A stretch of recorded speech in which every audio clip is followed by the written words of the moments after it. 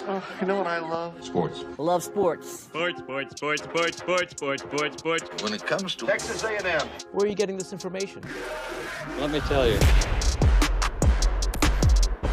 Welcome to TexAgs.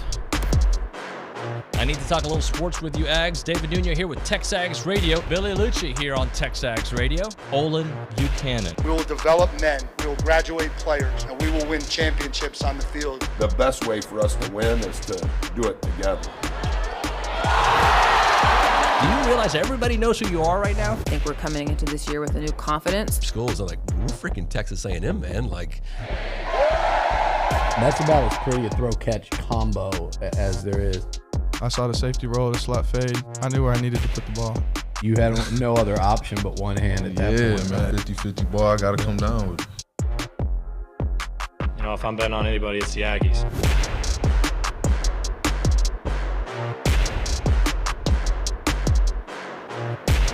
Man, I really want a good weekend. I really want to feel okay about Aggie basketball. I would love to continue on with this great pitching we've been seeing from A&M and the onslaught of offense. I'd love to see all that. I don't think I can have everything I want in this world, so we're going to break it down here on TexAgs Radio, presented by David Gardner's Jewelers, Rollo Insurance Studio, the Go Hour, presented by The Warehouse at CC Creations. OB, you were telling me at the break, or right before the show started, and he's Olin Buchanan, our Heisman Trophy voter. Hey, just raise your hand so people know. Olin, I respect Rick Barnes. I think he's a great coach. But if he is still complaining, and by the way, he is, because I heard Buzz make reference to it this week on Monday when he did the show with us. If he's still complaining about Buzz going on the floor, if he's still complaining about the overrated chant, dude, get over it. Move on. Well, I wasn't there, right? Right. And, you know, if he's asked, I don't know what the context was. Sure. But I don't know if he just brought it up or if he was asked about it. But the overrated chant obviously kind of stuck in his craw. And he was – and look, Buzz should have got teed up. He was out on the court with play going on. I mean, yeah. And so he's upset that a technical wasn't called. Well, if they call the technical and they lose by 18, and Tennessee hits both free throws and then gets the ball and hits a three, you still lose by 14. Right. So I think that A&M is going to go into a environment at Knoxville with a team that's angry. I'm talking about Tennessee, about whatever transcribe or here, and a coach wanting some payback. Well, you know what? Anger doesn't win. Nope, doesn't. You know, buckets win, right? So if we get the A&M team that plays situational defense, then they're probably going to lose. If we get the A&M team that for 80% of the game has intense defense, and I don't want to say gets lucky, but they hit a couple of threes to start off and feel good about themselves, then they're going to have a chance to win that game. If they play their best, they have the best game they played all year was Tennessee. Was when they dismantled Tennessee, just took Tennessee apart. What was that, 2 weeks ago? I'm all for whatever it takes to motivate your team, right? Mm-hmm. And I like playing with a chip on your shoulder, anger, and reminding them, this coach freaking stepped on our foot. That I'm cool with, right? I don't care about freaking fans chanting overrated. Just like I don't care if they chant, you suck. And even if it did bug me in the moment, that's what fans do. And I don't want to get into an argument between you and I about, we should be better than that. Okay, sure, we should be. But it's fan behavior. Because stepping on the floor, what we saw at the Palace, like that's different level. Mm-hmm. I'm saying just like yesterday. Did you see Kevin Durant's little thing yesterday?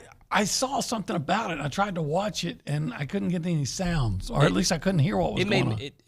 First off, I have no problem with what Kevin Durant did, and a lot of people are saying he should be above that. I'm not above it. So he's walking inside American Airlines Center, the AAC, and a Mavs fan and his wife, I think it was the wife who said it, I'm not sure, yells out to him, "You're a B." Okay. So Kevin turns around and approaches them and has a few words for them. Security was going to have them escorted out, and he said, no, let them stay, which I thought was cool of Kevin, right? He didn't like it. He wasn't going to be their buddies, but these people were so petrified when he came up to them. They're like, nah, man, give me 5. Like, we friends. I got a podcast, too. I don't know why I gave him that accent. That's not how he spoke. But the bottom line is, whatever is, like, if Kevin Durant's going to take that motivation into a game, by the way, the Mavs won. Luka Doncic, he's great. But if that's fine. I don't care about motivation where it comes from. But to go out in the media, and even if you're asked about it, I have a feeling, and I might be wrong here, I have a feeling Buzz probably apologized to Rick in the handshake line. I didn't ask him that. And if he didn't, okay, whatever. Like, I know he was embarrassed by it. He laughed about it. Like, he knows he shouldn't have done it. Move on, bro. Well, I will just say this, and I know this is going to sound like I'm running interference for Rick Barnes. I don't mean it this way. This is how I honestly feel. Yep. If he, and I don't, because I wasn't there, but as a reporter, if he was asked about it, I want an honest answer. I want to know how you feel about it. If he's asked about it. Now, if he comes into that press conference and they say, hey, how you feeling today about playing the Aggies? Well, last time we were there, they were chanting underrated and the coach said, I'm pissed off about that. But if you're asked a direct question, you want a direct I answer. want a direct answer. Yeah. But that's just the reporter in me. The Buzz part, I can understand holding on to it more than I can the fan part. What if you said, I don't know what he said. Sure. But what if you were asked and he said, they were chanting overrated. And, I don't like that shit, but fine. But we're going to go out and show them who's overrated, right? That kind of thing. I get what you're saying. The 97 Bulls won 72 games. They lost 10. I have a feeling they were probably chanting, you're overrated. You're not as good as you think you are, Michael. I'm sure somebody yelled that. People like to taunt. Right? Like, it just, whatever. Like, don't cross the line. Don't call me a B, right? Yeah. Because I will approach you. You will too. Depending on how big the guy is. Yeah, there's always an assessment, right? Yeah. Like when you honk the horn at somebody, you're like, maybe I shouldn't have honked the horn at that guy. Yeah. I see the shotgun in his back. Yeah, I used to do some crazy things when I was younger. I've learned to turn the other cheek more often than not, but it took a while. Look, you're right. Put that behind you. Move on. The game. It makes for good content, though, for the show. Like, so thank you, Rick. And like you just said, is he using that to try to motivate his team? I'm okay with that. And sometimes coaches use the media to motivate their team. I get all that. But Rick Pitino just got in a lot of trouble for it. Yeah, he did. But like from our perspective, like just go prove it. Like to me, beat us by 20. And don't do it, please. Whatever you do, don't. I'm just saying for the conversation's sake. That's how we're going to show, if I'm telling my team, we're going to show the Aggie fans that we're not overrated, right? They're going to wish they never yelled that, and they're not. They're going to they forgot that they yelled that for sure. And we're also going to show Buzz Williams, don't step on our floor. Because if you do, this is what happens. Look for him. Guys, I want your eyes open. If he gets anywhere near the core, you go right into him, and I'll take the fall for you. That would motivate my team. That's probably happened. Yeah. Yeah. If he just puts a foot on there, step on it. Stomp on it. A radio guy in Knoxville told me that has happened. Yeah. Now, I don't know if he really knows, Did you see Matt Barnes? Do you know Matt Barnes? Matt Barnes. Yeah, you don't. Isn't he a basketball player? Former basketball player, played for the Kings, the Warriors, some other teams, right? Trouble as he's an announcer, right? Well, he is an announcer. He got fired from NBC West Coast, whatever that he did the pre and post game show for the Sacramento Kings. He was at his son's high school basketball game, and he was having some words. And I don't know exactly why he went up to the broadcaster, a high school kid, I believe it was, and he kind of said some words to him and grabbed him by the shoulder. Yeah, there's video of it. A high school broadcaster. Yeah. It wasn't even like Nick Savage calling a game. No. Yeah, well, probably got what he deserved. And, I mean, again, I've seen the video. I can't hear the dialogue, what was said, but the fans were giving him the business, so he was asked to leave. But we're all over the place this morning. This is Coffee Talk presented by TexAgs Coffee. Beat the hell out of the morning by going to texags.com/coffee. OB, it's time to run our mouths with 3 things we want to see, brought to you by the Brazos Running Company, your local Aggie-owned specialty running store. Save 10% in store. Go to Century Square there below the Star Cinema Grill in College Station. All right.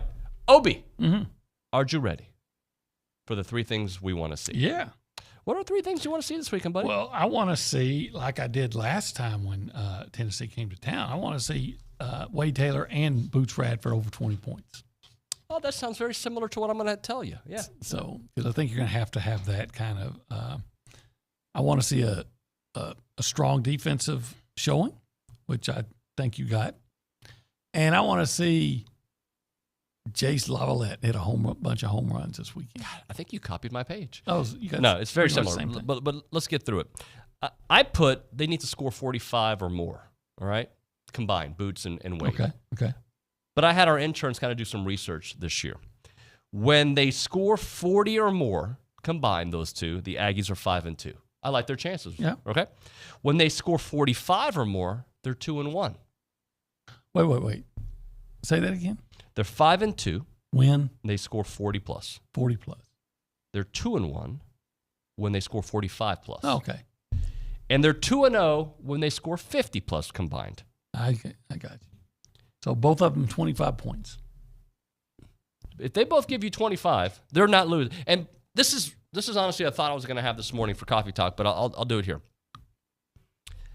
Legends are made in the postseason, and legends are made in postseason runs. If you're the alpha dog, if you're the best player, the best 1A, the best 1B, you turn it on now. Yes. This is how you become AC Law. This is how you get to a certain level of legendary status at a university, right? Right now, all right, things are going south. I got you guys. They can put 2 or 3 guys on me. I'm going to take you to the promised land. And luckily, they got 2 guys that I feel can carry a lot of that load. Yeah, and they're going to have to because who else is a consistent scorer? Now, they got guys who can score. But those are their consistent guys. Those are your leaders. They need to be productive, and then you got to look for Solomon Washington come in and score, and Henry Coleman come in, and Jace Carter. And if those guys can be effective in their roles, then you have a chance. But you know what they got to do? They got to show they can do it on the road. Yep. So I have that as my my first thing. 45 or more. I'd like 50. Yeah, because I think they're undefeated with 50. Go for 60. But I know what you're saying. They're right. undefeated with 50. But the chances, if they both score over 40, the chances of them winning is very high. Your percentages of winning go up. Right? So, and I know there was a stat, I don't remember, when Wade scored 30, the record wasn't as 30 or more, like but that's when Boots wasn't there for 6 games. Right. So let's get them both out there. How about this? Beyond that scoring, can I get that defense that that Buzz Williams teams are known for? Mm-hmm. They haven't been at their absolute best defensively this year, but they can do it. And when they show it, it feeds their offense. Yeah, Tennessee only shot 27.6% from three-point range. Yep. At Reed Arena, and they shot 37% from the field at Reed Arena. So they could say some of that was being off, but a lot of that was because of the defense that A&M was playing. You got to play to that level again. Here's another one I want to see. Pitching this weekend. Mm-hmm. Can we continue that pitching trend? There's some stats that I was reading in the game notes that I'm going to bring up to the baseball bunch, guys. Let me see if I can find them right here. Pitching stats. A&M sits first in the country in ERA at .53. Second in whip at .82. Second in strikeouts to walk ratio, 6.71. Second in shutouts. They've struck out 47 batters to only 7 walks in 34 innings of work. Can we get more of that? Because I think the offense is going to be fine. I think so. Right? So can we get – now, I don't know what the plan is for Tanner Jones. He's going to be on a short leash. But let's say for Prager and Lampkin, can you guys go at least 5 innings and at most give up a run or 2, right? Like because last year, remember, there are a lot of times the starting pitching would leave early. Mm-hmm. Let's get 5 to 6 innings again, right? And we'll see about Tanner Jones because his is going to be a shorter stint. And let's continue. Like, look what Prager did. 9 strikeouts in his debut. Let's do that again. Yeah, just keep making progress. The Aggies under Schloss have lost their second home series of the year in both years. That needs to be reversed this year. It was Seattle and who was the first one? Portland and Seattle. Portland last year, Seattle the year before. So Pacific Northwest teams give them problems on the second week. And where's Wagner? Pennsylvania? I don't know. Let's just go with that. New York. New York. Okay, I missed it. Bronny informed me yesterday, so I think we're good when it comes to the Pacific Northwest. Hey, everybody, that's Nick Savage. Let's go around the room and say hello to the people. If you want to be part of the conversation this morning, you can do it multiple ways. You can call us up, 979-693-1150, or you can text us at that same number, 979-693-1150. Old Fart 78 on the TexAgs board yesterday was disappointed. Because he was actually very nice, and I'm not complaining, about we don't get enough new voices on the fan show. My response to that is, well, we have auditions every spring for the fan show because I'm not going to just put some guy who raises his hand to do it because he may not be good. We have auditions. Okay. We also have a phone number that fans are allowed to call and encouraged to call at 979-693-1150. So there are multiple ways to talk to the show. One guy we haven't spoken to very much this week because he's been teaching is Nick Savage. Nick, welcome back to the show, buddy. Howdy, y'all. Yeah, I missed sitting in my normal seat, but yeah, happy to be back. We're having a spirited conversation back here, and I know this gets brought up every now and then when baseball season rolls around, but it might have changed for y'all. What would your walk-up song be if you were starting on the Aggie baseball team? Power, Kanye. Nice. Upset everybody. Yeah. I'd have to put some thought into that. Oh, of course, I'd be like Wally Moon. It'd be Bad Moon Rising. Bad Moon Rising. I have to say this, Nick. Kind of like my clothes, my mind changes depending on like what season of music I'm in. Right now, I think Power sounds like a great song. I completely understand that. I think I do the same thing. Right? Like there are my Zach Bryan days. There are my old school hip hop days. There's definitely my Bad Bunny days. Didn't somebody had a song called "I'm Gonna Knock You Out" or something like that? We played that yesterday. Yeah, LL Cool J. Maybe that would be one. Yeah, I've never heard it. I didn't get knocked out though. Yeah, never heard it. It's a great. You have never heard it? Maybe the pitcher's going to get knocked out of the game. I guarantee you, Sean's listening right now. He's like, I got one for you, OB. We're going to come back with it. All right. Hey, can I just tell this quick story from MMA? Quickly, real fast. It's your show. All right. It's not my show. It's Billy's show. It's Brandon and Josh's and Hunter's show. But I'm at MMA the other day, and we're the rolling thing that we do, right? And I've got this guy in a chokehold, and he's not getting out of it, but I'm not able to finish him off, right? Okay. So I just say, hey, let's just start all over. He goes, great. And I let go, and he goes straight for a chokehold. Cheater! We're supposed to stand up and start all over again. And then we were in a standstill for like 4.5 minutes that felt like my life. Sir, you're a big man. You're bigger than I am. That's not fair. He bamboozled you. He bamboozled me. It's like that's a word we don't get to use enough. Bamboozled. Yeah, I think I need to bring it back. Bamboozled. By the way, shout out to Gabriel Vargas, 12 years old. He's going to be doing his MMA tournament this weekend. He's my friend Philip's son. He's going to go kick some butt. Go bamboozle them. Go bamboozle them. Nick, anything else, buddy? No, sir. That's all. All right, man. Happy to be back. Happy to have you back, buddy. All right, let's go to the Angry Elephant News and Social Center. Jackson Moss, who did incredible prep for this show. He actually did a really good job. I'm not surprised. What's up, Jackson? What's up? So first of all, I got to give my walk-up song recommendation. I'm going to go with Big Papa by Notorious B.I.G. or maybe Hypnotize by Notorious B.I.G. See, he likes to let the people know he's part of communities. He's part of the he's a big guy. Okay, now you're stretching. That is ridiculous. First it was the water jug thing. Now I say a walk-up song, and now I'm part of a community. Yeah, you're part of the hip-hop community. That's fair. Actually, I was going to say my other one could be a Bad Bunny song. See, he's the Nuño community. Continue. Yeah. Look, I was just trying to play to my audience. Now he's just a kiss ass. Yeah, it's smart. It's a very smart play. Do you know Biggie's real name? No, I don't. Christopher Wallace. Died on March 9th, 1998. Well, he makes some good walk-up songs. So hey, Obi. But to start off with the news, I have to give a huge shout out to Aggie softball. Yes, thank you for bringing that up. Not many times that we get to say that the Aggies are undefeated in sports. So they're now ranked number 17 and just picked up another win against South Louisiana last night, 4-1, to stay perfect on the season. And the Aggies were down 1-0 until Jasmine Hill was able to spark some offense for the Aggies. We go 3-1 before Jasmine Hill puts a nail in the coffin with a home run to make it 4-1. Moving on to Aggie basketball, or Aggie women's basketball. Yeah, they won. They made a huge comeback last night, and it was a 14-point comeback against Arkansas, beating the Razorbacks 73-67. And here's some stats. This is pretty ridiculous, but 4 Aggies scored in double digits for the 11th time this season. The Aggies hit 8 3-pointers, tying for their season most on a season best 50% shooting from behind the arc. Texas A&M out-rebounded Arkansas 45-32, which, by the way, the Maroon and White are now 14-1 when winning the rebound battle by 10 or more. And we also dominated the Razorbacks in scoring off the bench, putting up 26 points compared to only 2 from Arkansas. The 24-point margin is the Aggies' largest this season. Somebody had a double-double, right? Yes.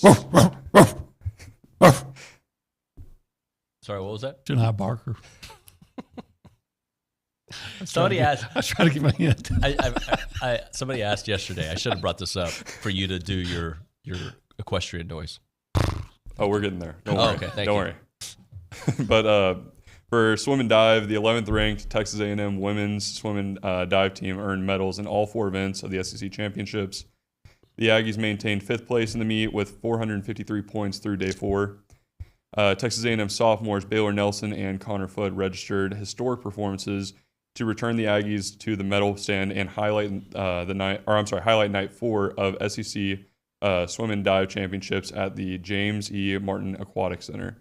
Nelson swept the IM events for the 2nd straight season, clocking in at 338.05 to claim his 2nd gold medal.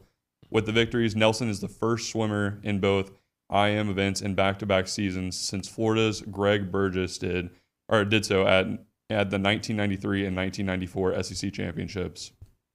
Good stuff there, Jackson. We got to hit a break here. We're way past it. Louis is going to be mad at you, not me. Let's hit a break. When we come back, Dave in Temple's got a text for us, and I think we're gonna chew on some fat during it. All right, let's do that. Right now, we're talking about the Association of Former Students. Did you or someone you know graduate from A&M within the last 12 years, and are you leading by example in business or in service? If that's the case, the Association of Former Students wants to invite you to nominate yourself or someone that you know for the 12 Under 12 Young Alumni Spotlight. Each year, the association recognizes a dozen Aggies who have graduated within the last 12 years for their business accomplishments, civic or military service, philanthropic efforts, and outstanding representation of Texas A&M's core values of excellence, integrity, leadership, loyalty, respect, and selfless service. Previous year honorees have included leaders in business and higher education, architects, petroleum, engineers, nonprofit executives, physicians, veterans, and members of the U.S. Armed Forces. So 2024 nominations close on Sunday, March 31st. Be sure to submit a nomination very soon. To learn more about the recognition and submit a nomination, visit tx.ag/12 under 12 nominations. That's tx.ag/12 under 12 nominations.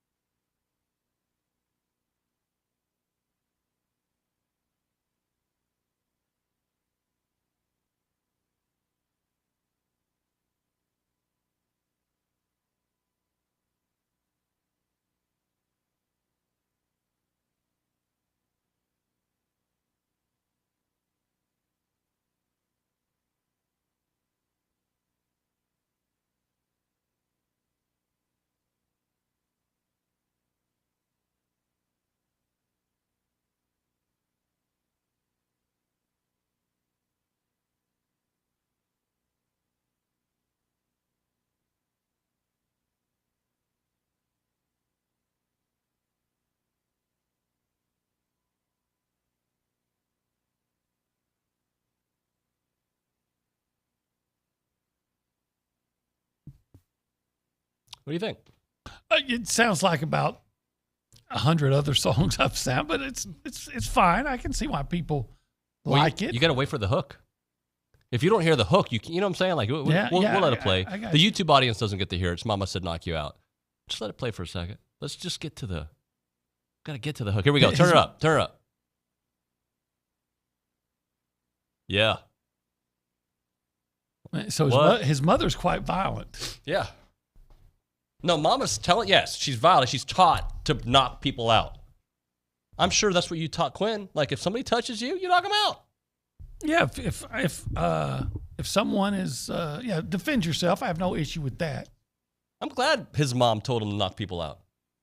Is that what the song's saying? His mom told him if somebody hits you to hit them. You hit him right back. Yeah. They called him Cassius.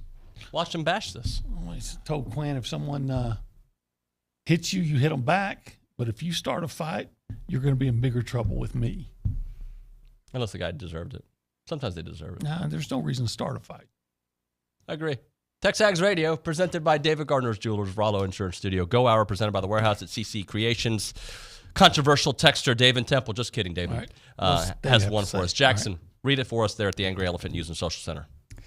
Buzz's defense hasn't been as good this year. Question mark. He's saying it as a question. Yeah. Question mark. Number one reason is probably the rule changes in offensive charging calls. That's part of it. Yep. And a no stats comment. Maybe the league is coming down on the aggressive style of D. Seems like a lot of the fouls on the guys that maybe other teams don't get called. Complain to league office instead of media. Who's been complaining to the media? I didn't know. I haven't heard. Buzz hasn't complained about it. But I do think that's true. Are we the one complaining?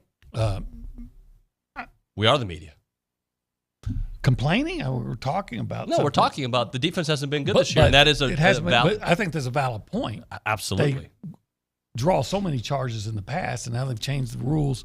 But I think it's also the reasons that two big reasons. How can you be better at defense when you don't have Dexter Dennis? You or can't. Julius Marble. Or Julius Marble, right? And I think the one thing that there was a couple plays in the Arkansas game where the defense turned on. They were full court pressing. They were playing lanes. I'm saying that, like, you've got to find the best when you know that games come down to one or two plays, your defense has to, especially on days of your offenses, has to carry you. Not be really good. It has to carry you. You almost, when you're watching A&M, you almost have to feel like, man, these guys are all over the place. They're so tenacious and intense and just flying all over the court. And on those other games where you say, they don't look as intense for whatever, or maybe that's not the right word. Yep. They don't look as active like at Vanderbilt, for instance. Then you're asking for trouble. I mean, it's to them. Vanderbilt took the game to you. But it's so hard to be, look, as an athlete, I once was, not a good one, but once was, and being around athletes for my whole life, it's really difficult to maintain that level of intensity over a long season, and they haven't been able to, and most teams can't. Yeah. That's why Purdue goes out and gets beat by Ohio State, because it's hard to maintain a certain level of intensity or performance. But I'm going to give you a but. All year, okay. Here's my but. During a losing streak. Could you give me a however? However. I would prefer that to your but. However, when you're in a losing streak, you got to get back to what you do great. Absolutely. Right? 100%. And one thing you can't have when the tournament is on the line is, look, the offense is what the offense is. Like, I don't love that sometimes A&M can't shoot. I don't love it.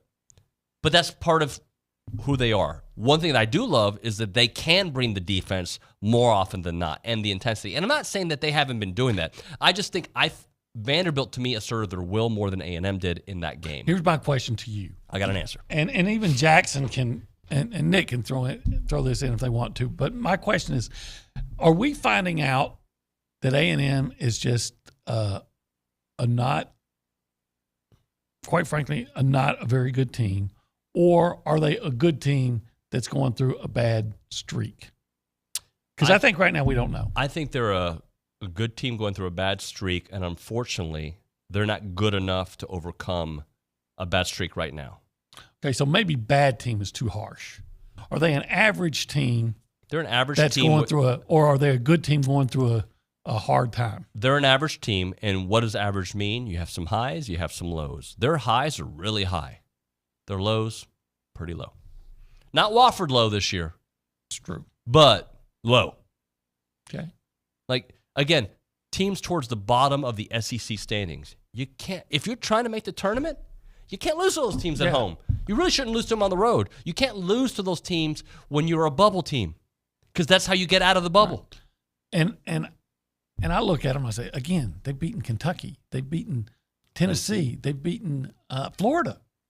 Iowa State. Iowa State. And I say, man, you have to be good to do that. And then, just like you said, they've lost games that are bewildering that they lost. Now, if it was one, we say, yeah, it happens. But when it's happened, so that's the question there. But the beauty is, OB, the totality of the season will tell us. Like, there are certain times, like last year, I knew who A&M was at this point. They're a really good team. And I don't know who they are at this point. And that's the problem. Yeah. But there is time. If they end up winning 10 games in the league and they go into the NCAA tournament, even if they don't win, it'd be like, you know what? I think we'll be okay. If they don't make the tournament, we're not okay. We're not. Bottom line. Yeah. And I think I keep changing what my expectations are. Initially, my expectations were a team that should get into the second weekend of the tournament. Right. Right? And if things play out right, who knows? And by the way, last year, that was my expectations after what they did in SEC play. And you see how that bracket fell out. There was a chance for them to find their way to the Elite Eight. There was a path. Not the way they played against Penn State. This year, that was initially what I thought. This team should get to the second weekend. And then we start seeing SEC play they'll make the tournament. Maybe they'll win one. And now, will they make the tournament? 2 weeks ago, I thought this was a team that could get to the second week. I was watching them, again, dismantle a very good Tennessee team. Following the narrative that we've talked about, they get better at the end of the year. And now we have to wonder if that's going to be the case. Right now, they're not getting better at the end of the year. That's can't have a 3-game losing streak. You can't have a 4-game either. Right. 3-game losing streak and 2 teams behind you. And to the point of what's bizarre about this. So yesterday I made my travel arrangements for the SEC basketball tournament. I had to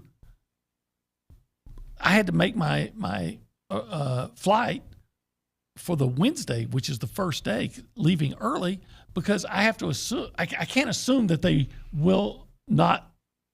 I can't assume that they're only going to play Thursday. I have to get there early enough in case they have the Wednesday first round game, because they could, as much as it pains me saying, they'll be bewildered. There's this possibility that they could be playing on one of the 4 teams playing on the first day. They go 9-9 in the regular season, and they get to the semifinals of the SEC tournament. Semifinals, not the finals. They've made it to the finals the last 2 years. They get to the semifinals. Is that enough, you think, to get in the tournament? I don't know. I think it might be because of all their quadrant 1 wins, but that's kind of, and that'll include probably another one. But that's kind of taking me back to 2 years ago in Tampa when they ran to the final and didn't get in. But they can't. They couldn't at the end of the day overcome an 8-game losing streak. Had that been a 5-game losing streak, which was bad, they'd probably get in. But it was 8 games, and that weighed heavily. Last year, the loss to Wofford followed them all year long. What will follow them this year? The quad 3 losses are going to be what follows them. It is, and I have been conditioned not to, or maybe expect the word, not to be optimistic when committees are involved with Texas A&M. All right, let's hit a break. We'll come back. If you want to be part of the conversation, 979-693-1150. Moment for Caldwell Country Chevrolet. They are on Highway 21 in Caldwell, online, caldwellcountrychevrolet.com. When you're looking for a new vehicle, you want it to be an easy process. You want it to be one that's not going to cost you an arm and a leg. And unfortunately, buying a vehicle is expensive. You know how the economy is. It's not easy. That's why you want to make sure everything is aligned and everything is done the right way. And that's what they do at Caldwell Country Chevrolet. The right amount of vehicles, the right selection, the right sales staff, the right service, and, of course, the right pricing for you and your family. They're going to take care of you when you go there multiple different ways before, during, and after the purchase of your vehicle. It's just a great, great place to go. And remember, it's not a far drive. That's why a bunch of Aggies all over the place. They're proud sponsor of Aggie Athletics. It's close, and they take care of them. 15-minute drive, the very edge of Bryan to the beginnings of Caldwell. Short conversation away, but you'll see the difference when you step on the lot and do business with the great people there at Caldwell Country Chevrolet. Highway 21 in Caldwell, online, caldwellcountrychevrolet.com.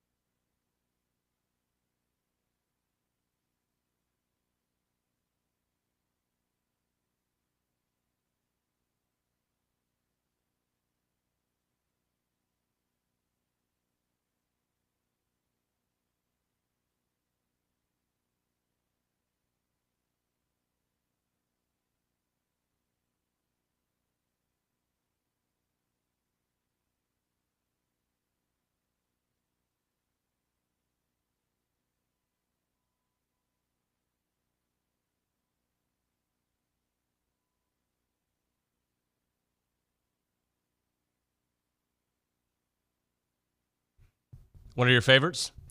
No. Sure about that? Yeah. I mean, if I had a playlist, I'd be honest, it wouldn't be on there. It wouldn't be on your playlist? My playlist would all Have be... you ever had a playlist? Yeah, I actually have. Like on cassette or like on I had like the an app? It was the what they used to 8-track? call it. No, I used to have 8 tracks, but what they used to call that thing, iPod. Yeah, iPod. I used to have an iPod. Yeah, In the 1800s, the iPod. Yeah. Yeah, I had about 50 songs on there. Okay. Yeah, this wasn't one of them. That wasn't one of them. No, mine Bob are all, Seger. Mine are all classic rock and roll Yeah. and country. Yeah. Hey, here's one that I shouldn't read, but I'll just laugh at it. BDR, where'd it go? Bronny's walk-up song. Yeah. Man, I feel like a woman. Oh, Shania that's Twain. just so That's wrong. just wrong, BDR. That is so wrong. That is, it's funny, but it's wrong. What would Bronny's walk-up song be? It'd be a Tejano song. He loves Tejano music. Well, one time on the way to, I hope he's listening. One time on the way to Omaha, he made me listen to a bunch of music from some guy called Afro Man. Oh, I Want to Get High? And one of those songs would probably be perfect for Brauninger, but I don't think that was it. That wasn't it? No. The only song I know from Afro Man is I Want to Get High. Yeah. And I don't get high, for the record. But that's the only song. Is it I Want to Get High or Because I Got High? I think it's I Want to Get High. Oh, okay. Maybe it is. Maybe we'll come back with I'd that never song. heard it before until I was on my way to Omaha with Brauninger driving. Yeah. That song was on the radio. So Okay. I'm sure From there's what I remember, it probably not all of it was. Yeah. Hey, we're TexAgs Radio. We're presented by David Gardner's Jewelers. We are here in the Rollo Insurance Studio. There'll be a couple of different things I want to get into this segment. I know that Jackson's got a topic for us, but let me get into this first right now. Let's. Greg Sankey says the early signing period thinks it doesn't work anymore. He's got some thoughts on that, and he thinks it needs to go away. And I kind of agree with him. He says putting it in the middle of December with playoff games no longer works. Move it to early December, the Wednesday before the championship games.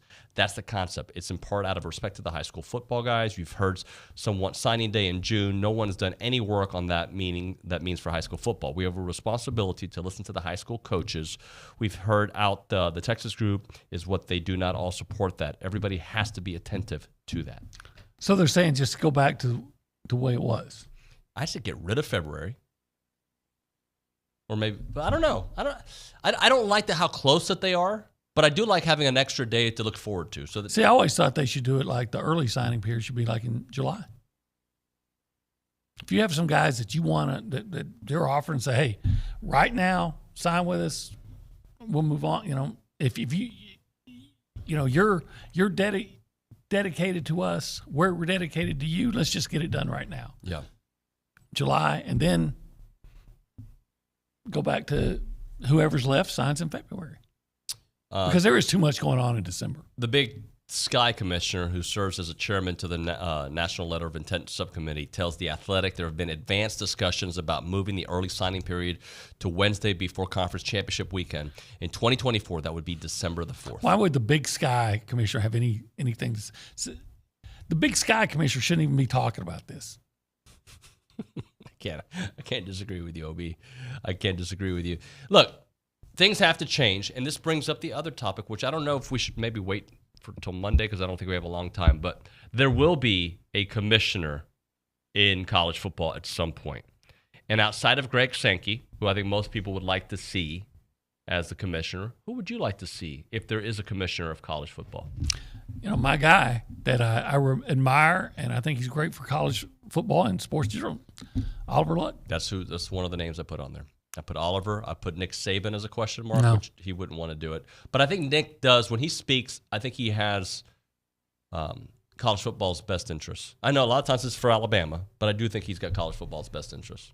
Yeah, I don't want anybody that had ties to a major program that, no. So Oliver Luck. He's got ties to West Virginia. Well, that's not a major program. Yeah. So you think Oliver Luck and not Sankey? If I was a Big Ten guy, I would say hell no on Sankey. Okay. I'd work with him, but, keep your friends close, your enemies closer. I'd work with him, but I don't think if I was a Big Ten guy that I'd want him in. Michael Corleone. Besides, can we as Texas A&M Aggies count on Greg Sankey? I don't hate Greg Sankey. I know it's popular to say. I don't like the way the whole thing played out, but I think he was doing what he had to do in this changing college football world. Let's go back to the Angry Elephant News and Social Censor. Jackson has got a question for us to think about, OB. Okay. So when you're watching sports, there's no better time to put out a little chips and dip, maybe some tortilla chips, salsa, queso, guac. Yeah. Well, tomorrow there's an even better reason. It's actually National Tortilla Chip Day. So when you're watching the Aggies, maybe take on Tennessee and Knoxville, put out a little salsa. Or Wagner. I don't know if you know this. I'm married to a Mexican. Every day is tortilla chip day at my house. What's your favorite side, though? Or best side? I never liked guacamole until I married her, and I'm pretty basic. I like queso. Queso? Yeah. What about when it's... And that's what I'll say so. There's the look. There's the look. So what do you think goes best with the tortilla chips? Some people put the ground beef in the queso. That's probably my favorite. And then put some guacamole in there too. And I like to separate the two. Yeah, but okay, I've seen it done. I've seen it done, but I like this. You're not gonna like my answer, OB, because I suck, right? It depends on my mood, just like my clothes and my music. There are days that I want guacamole. Okay. There's days I want queso. Yeah. And there are days that I want salsa. Salsa to me, though, kind of depends where. Papacitos, incredible salsa. Lupe's, incredible salsa.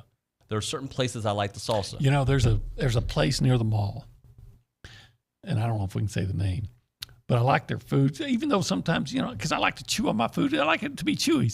So anyway, they had this. They're known for theirs, This right? place has this jalapeno ranch. I'm right there with you, OB. And it's amazing. Yeah. In fact, I could just go there and say, just bring me the jalapeno ranch. I don't even need the chips. I'll just drink that jalapeno ranch. Oh, that sounds good. Yeah, it's good. If they're listening and they want us to do a taste test on the air, we'll do it. Yeah. Well, I mean. Well, I didn't say who it was. But if they think it's them, we'll have a competition of the salsas here on TexAgs. I think the name is a nickname for somebody named Jesse. I think. A Spanish nickname for somebody. But anyway, every day is tortilla day in my house. At the Buchanan house. I'm going to change your nickname. It used to be Rock. Rock and Bellier. Oh, man, that's a blast from the past. Now we're going to call you Tortilla. The Chip. The Chip. The Chip. I've been called, and you're the Dip. That was a little. I think I'm about to be Kevin Durant here on the show and approach you. I won't have you removed. Chips and dip, they go together. Yeah, that's true. Well played, friend. All right, let's hit a break. We'll come back with Bank on It. Right now, Milliken Reserve Farm-to-Table Community and College Station. They got homes. They got trails. They got wide open spaces, and their mission is to build a healthy community around nature. They're committed to treading lightly on the land that Milliken Reserve can be found on because they love family, they love nature, and they love community out there. They're dedicated to that conservation of a healthy community, respect for that native landscape and wildlife out there. When you go there, you're going to see all the beautiful animals that you want to see, the white-tailed deer, the songbirds, the rabbits, the turtles out there. They got 2,600 acres of open space and 30 miles of trails. They connect families to nature and to each other. If you go there, you're going to see this awesome, extensive network of trails throughout a wooded landscape. They've got walking paths, equestrian paths, they got creeks, they got ponds, they got gathering areas. Really a great place to connect with your family and just come together, fly a kite, throw the football, just walk together. It's a really fun place to go hiking, biking, canoeing, kayaking. They got the equestrian trails, as I mentioned, the evening yoga, the summer camps. If you're into all that, you need to go there immediately. You can live there or you can just visit there. It is millikenreserve.com. Again, millikenreserve.com.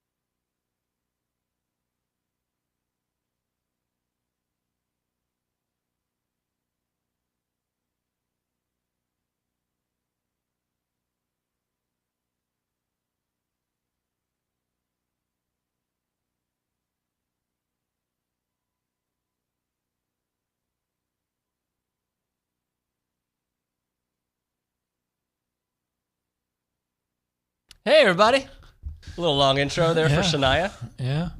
You're a big Shania guy, right? You know what? I'm really not. I mean, I didn't hate her, but I just, but you didn't love her. Wasn't my kind of country music, but that's just so wrong to attack Brauninger that way.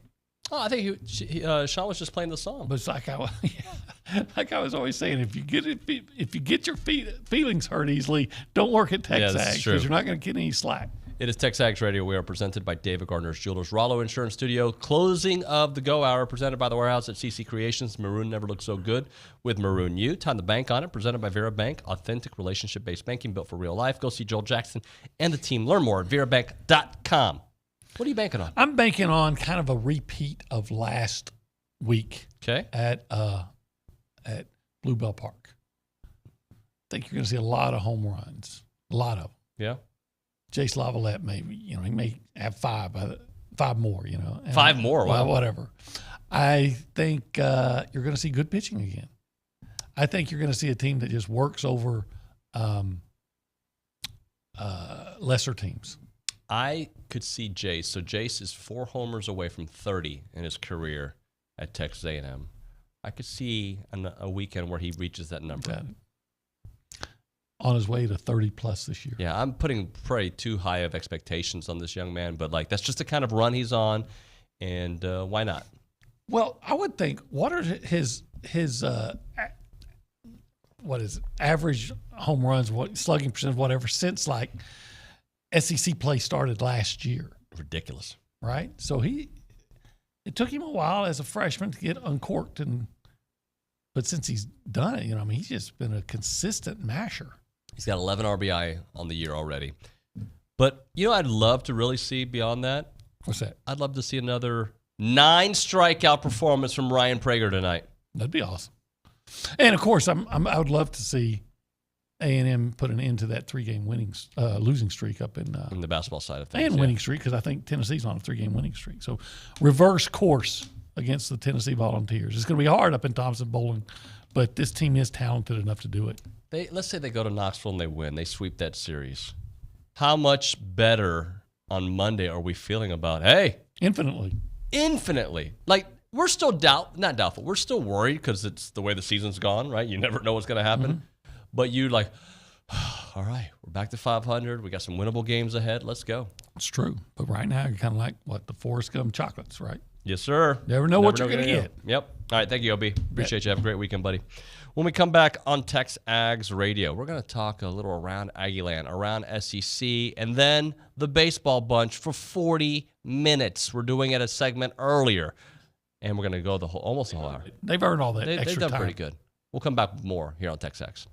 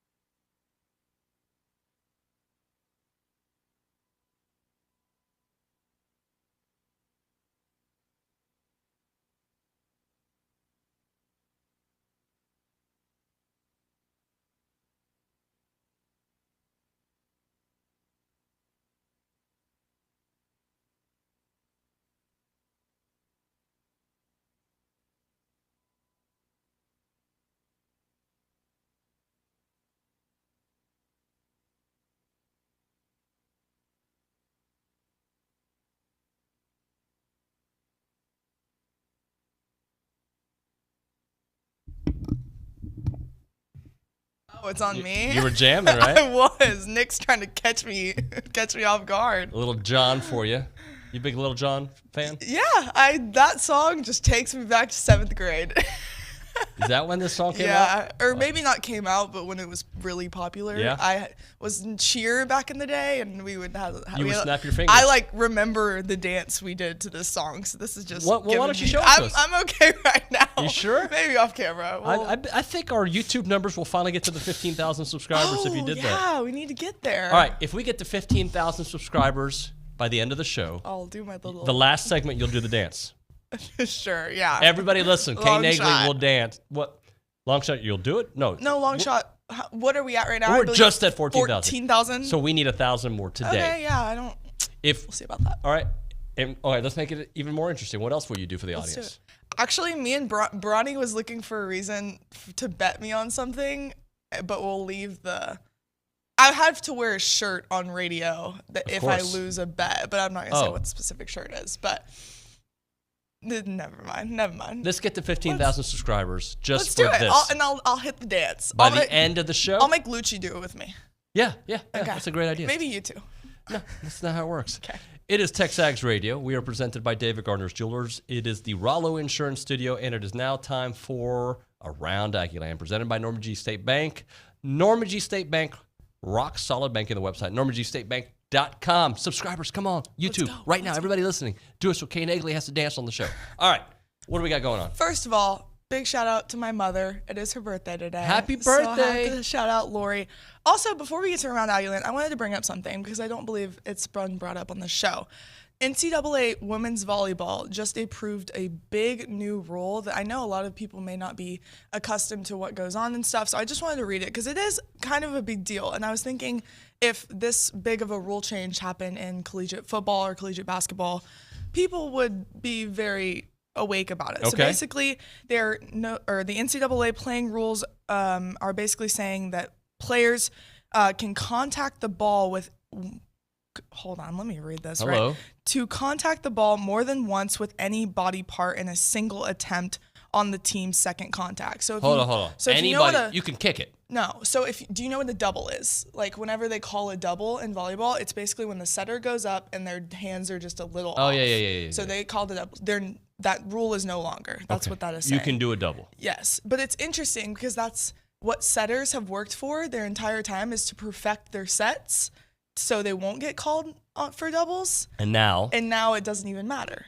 So I was trying to think of like the football relation to that of what rule could change because I feel like that's something you try to perfect, and then they just do away with it. It's a very interesting. In soccer would be the throw-in if they changed that. Yeah. In baseball, we'll have to ask Bronny. Yeah. Huh. So it's kind of a big deal, but I was trying to think of the. By the way, volleyball thing for that. You gave your mom props and happy birthday, of course. I did. But how about props to you and Luke? Thank you. Nick Scorton. Yeah, that was fun. It was awesome. He looked like a great guy. Yeah, he's a really cool dude to get to know. I mean, he's getting accustomed to Aggieland, and he already knew a lot of it, but just the facilities, all the coaching staff, and stuff like that. Yeah, that was a big get. We were pretty from pumped the east about side. that. Go check out the most recent episode. Really good. It's been doing well, so hopefully we can just keep it on the ups. But let's get to Around Aggieland. We will start off with some recruiting news. Back earlier in the week, DeAndre Ridden committed to Texas. Tiger Ryden is his nickname. Commits to Texas A&M. He chose the Aggies over the likes of Alabama, Auburn, Florida, Georgia, Miami, Michigan, Ohio State, Oklahoma, Oregon, Tennessee, Texas, and USC. That's a heck of a list right there. And then he is the fourth commitment of the 2025 class. Moving on to some basketball, Buzz Williams and the boys will travel to number 5 Tennessee on Saturday for a 7 p.m. matchup with the Volunteers on ESPN2. Hopefully they can sweep. I know that's going to be a hard one on the road. Women's basketball, they were trailing by 10 at halftime, but a third quarter rally lifted Texas A&M out of a hole as the Aggies came back to beat Arkansas last night 73-67. Janiah Barker, I heard OB barking for her earlier, scored 16 points in the winning effort to lead the group of 4 Aggies in double figures. Heck of an effort right there, especially without India Rogers. They've been without their starting point guard for, I believe, 3 games now. So heck of an effort by them. They will return to the hardwood on Sunday as they travel to Auburn for a 2 p.m. tip. Baseball news. Aggie baseball 4-0. They continue their 8-game homestand with a 3-game set against Wagner starting on Friday at 6 p.m. at Olsen Field at Bluebell Park. All 3 games will be broadcasted on SEC Network Plus. I know people were having trouble getting that set up last weekend, so make sure you can do it. That's different than ESPN Plus, guys. SEC Plus is different. SEC Plus. And then locally, also on Sports Radio 1150, Bronny, I think he's on the call. He's on 1 or 2 of the games, yeah. Okay, yeah. I was listening last weekend. He was doing a heck of a job. And then also, softball last night behind the offensive power of Jasmine Hill and dominant pitching from Shaylee Ackerman, the number 17 softball team downed Southeastern Louisiana 4-1 yesterday to remain undefeated. Trisha Ford and co are just rolling right now, and the Aggies will play 2 games today, one at 4:30 against St. Thomas, followed by North Dakota State at 7 p.m. Hopefully they can just keep the wins coming. Also, more I got every sport today. Let's do it. Equestrian, number 2 team looks to get back on track as they welcome number 3 SMU to the Hillebrand Equine Center on Saturday for a 1 p.m. senior day. Track and field, SEC Indoor Championships will be held at the Randall Tyson Track Center this weekend. The Aggies enter the championships with 3 conference leading marks and 1 national leader. And then on the tennis side, men's will host Pepperdine on Sunday at 1 p.m. And then the women's will head to Waco to take on the Baylor Bears at 4 p.m. on Sunday as well. Sounds great. Yeah. I want to make a change. Okay? Let's make a change. If we get to 200 likes, you'll do the dance. If we get to 15,000... Okay, well, what are we at right now? 6. But have you refreshed the page? I have. I did. Yeah, and we're only at 6. So if we get to 200 likes, you'll do the dance at the end of the show. Okay? Or you'll do it on the rewind. How about you do it on the rewind? You know what? I'll do 223 because that's today's date and that's my mom's birthday. All right. So I'll do 223. If we get 223 likes...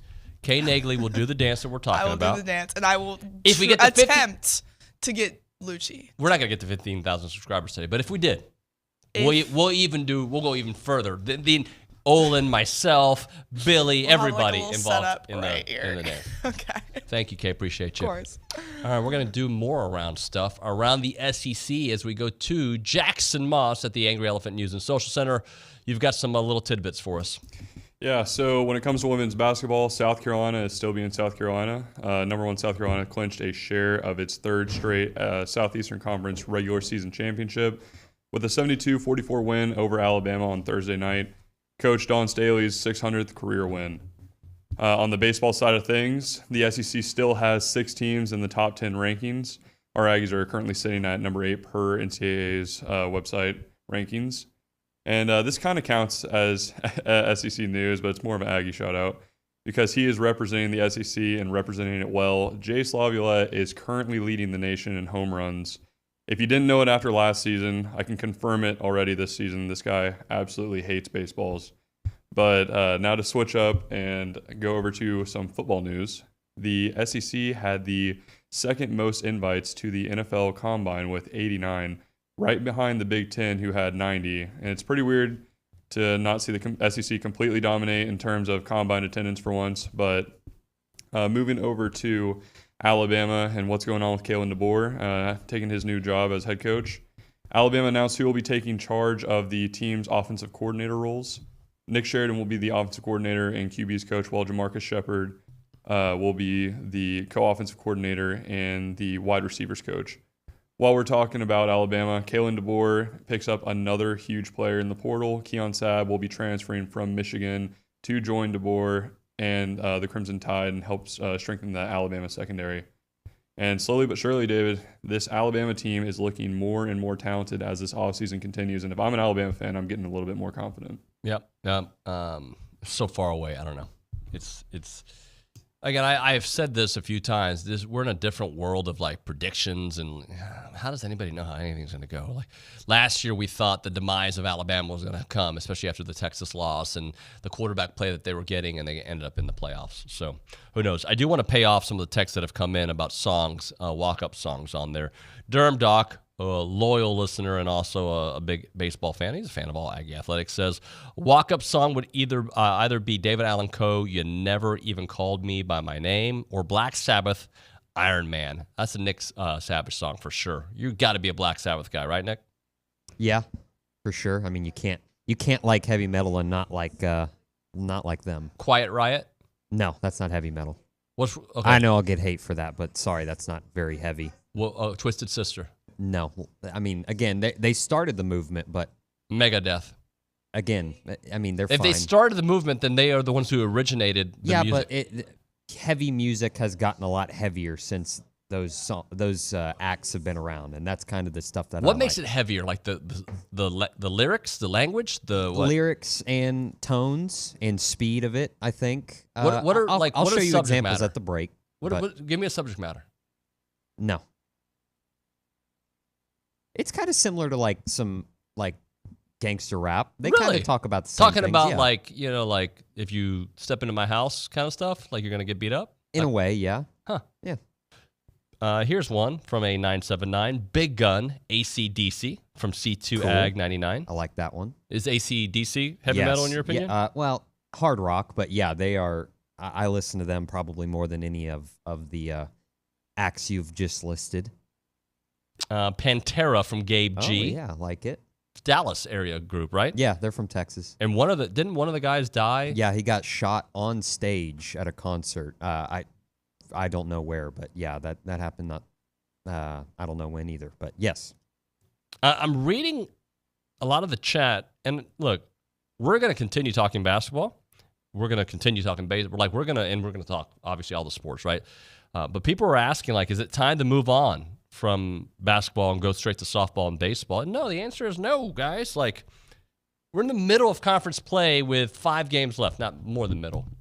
We got about a third left, right? 5 games to go. No, you've got to you got to keep. Look, it feels like they're drowning, and that's a terrible thing to say, but it feels that way. But if people don't like when I do the word if, but we don't know the answer to the question until the game is played, right?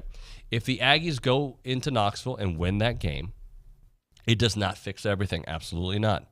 But it fixes a lot. Another quad 1 win against a top 5 team.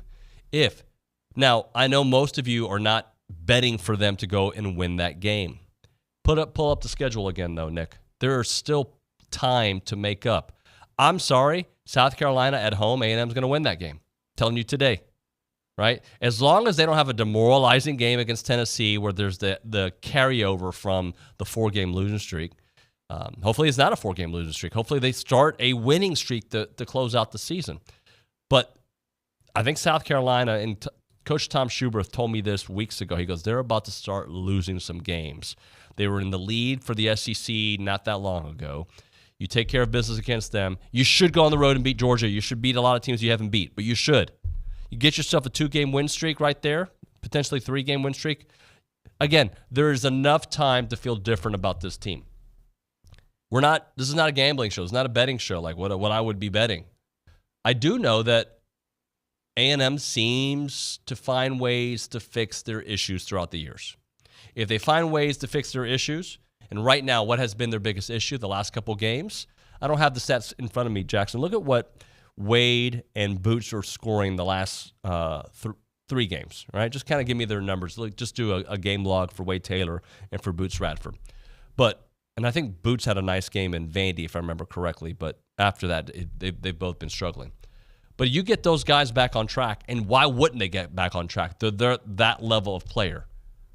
These 50-50 games have a lot better chance of going the Aggies' way. Now, there's a lot of other variables that play into it.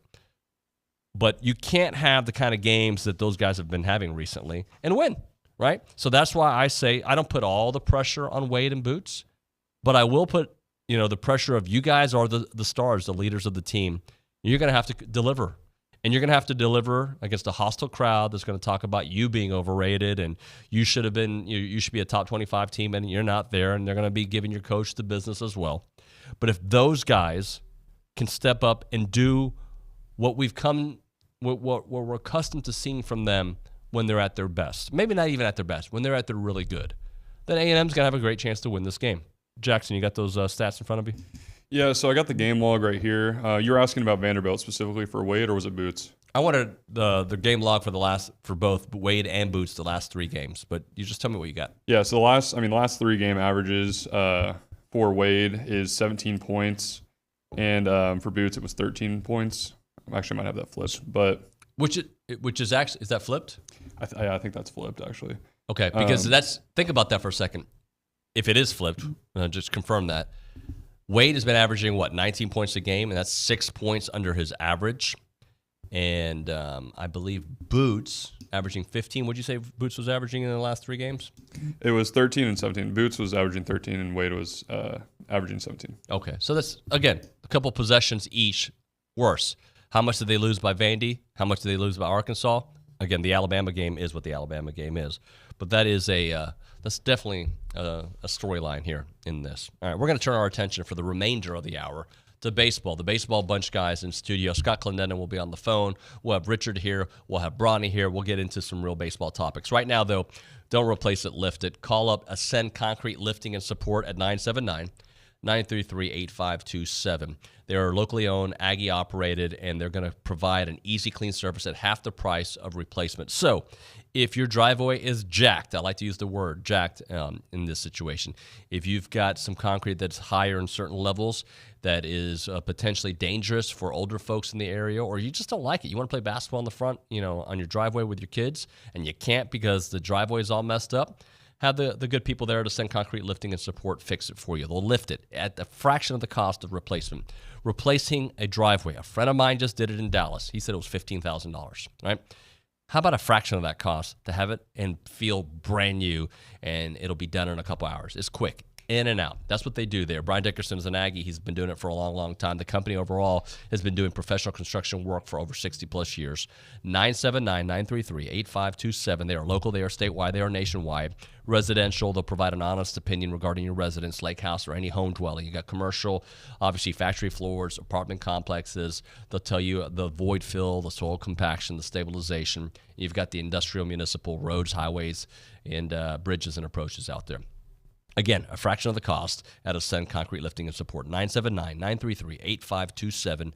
Don't replace it, lift it. Don't replace it, lift it with Ascend Concrete Lifting and Support. 979-933-8527.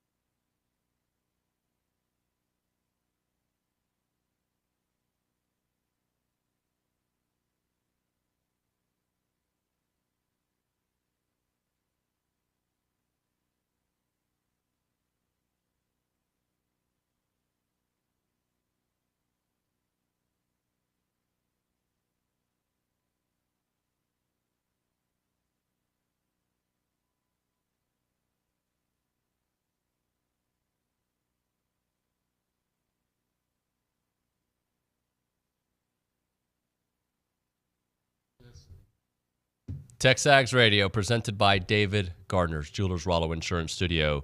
The great folks in the back, Callie Gardner, gave us a stat to fix Wade Taylor in his last 3 games, averaging 13 points a game, 6 points below his typical average. Tyrese Radford this year has been averaging 15 points a game. He's averaged 17 the last 3. That is up, obviously, but below what he was doing when he was on his hot streak. All right, let's do a little baseball bunch. We've got Scott Clendenin on the hotline listening and chatting. We got Ryan Brauninger and Richard Zane here in studio. Scotty, how are you, buddy? Doing wonderful. It looks like it's going to be a great weekend for Aggie baseball and diamond sports all the way around. So glad to be on with you. Yeah, happy to have you, Bronny. Richard, hello, friends. Good morning. What would your walk-up song be? Power from Kanye. No, it wouldn't. Yeah, it would. That's so cheap. Or Stronger from Kanye. And unimagined. Stronger's a much better walk-up. That was Raheel and I's song when we did our show for years, Stronger. By the way, it's just so unimaginative. Why? Because you have such a deep catalog of Bad Bunny. Yeah, I mean, reggaeton. Speaking of Bad Bunny, my girlfriend's texting me, sending me her walk-ups. Her first one was Tub Thumping.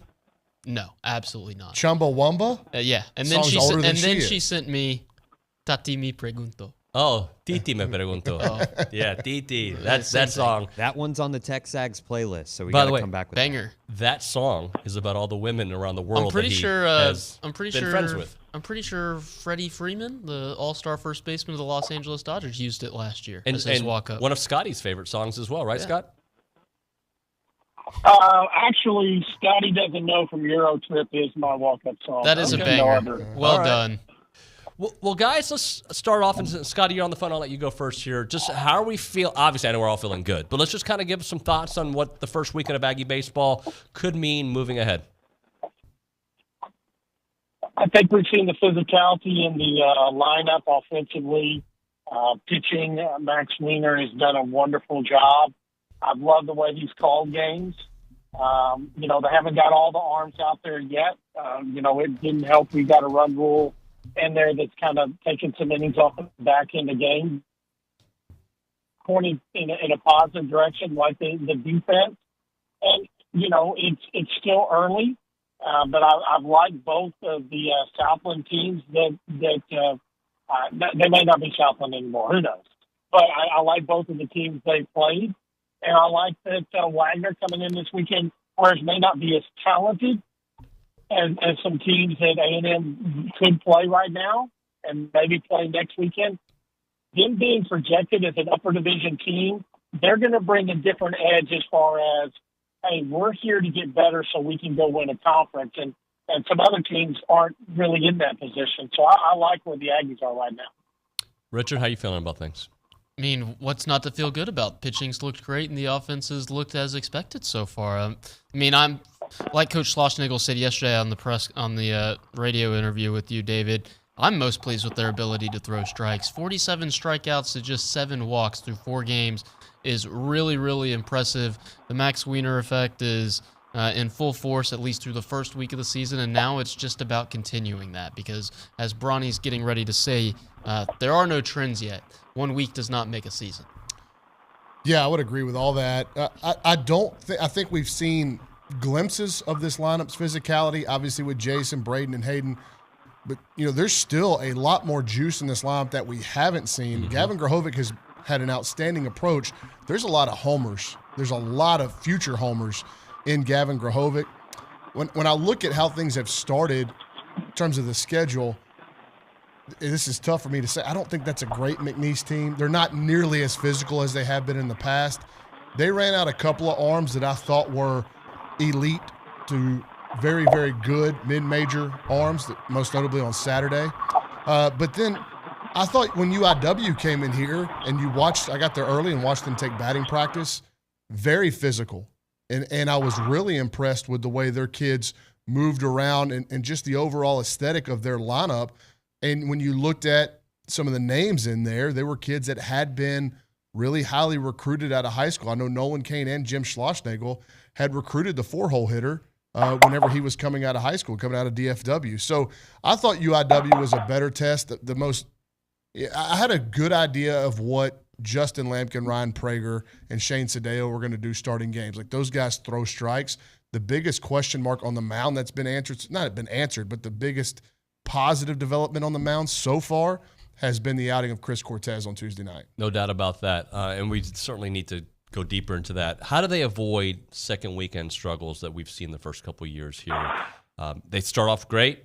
They've had a struggle the second weekend the last 2 years. They don't want to see that again, obviously. I think it's a test of the maturity of the ball club, and Jim Schlossnagle said that to the team before that Saturday game at McNeese after Friday night was so emotional and just high energy, and you pound out double-digit hits and 15 homers, and the crowd's going crazy. And that's why Schloss was so spoke so highly of those Saturday win against McNeese, because it really does speak to the maturity of the ball club and how you bounce back, good or bad, the next day. So I think when you're looking at this Wagner club, I don't know a lot about them individually. All I know is what they did last year and then what they put on the scoreboard in the first weekend against North Carolina, and that's about it. You'd obviously expect Texas A&M to have an extreme talent advantage, but that always doesn't matter in baseball. Especially in baseball. You got to go out and play the games. But what I would expect to see from this club is, like, what I want to see is just a continued mature approach to the game. Like, good, bad, whether we're playing Arkansas on the road, LSU on the road, or Wagner at home. Are we the same consistent ball club in terms of our preparation and our day in, day out, going about our business in the clubhouse, on the field, that kind of stuff? I think what Hayden Schott said yesterday during the press conference is really what's going to carry them. I asked him about the good hat that you've certainly seen all these guys wearing, and Hayden wears it every day. And he says that that's the mentality of this team, is it doesn't matter if something positive happened or something negative happened. Their reaction to whatever happens is supposed to be, all right, good, moving on, next thing. That's by your good friend. That's my guy, Jocko Willink. Good friend, I Jocko didn't know Willink. that was a Jocko Willink thing. Yeah, that's Anyways, the one that I butchered on the air a couple of weeks ago. Your good friend. My good friend, Jocko Willink. Anyways, Coach Schlossnagle gave the team all those hats, and that's the mentality. I want that hat. I want to see them carry that mentality into the second weekend. A lot of positive has happened, but I don't want them to get too high on it. I just want to say good and go next. Do you know the genesis of why that's such a thing, especially in baseball? When you see adversity, right? Instead of being like, darn it, good. All right, now how am I gonna beat this situation? Scotty, any thoughts to add to that?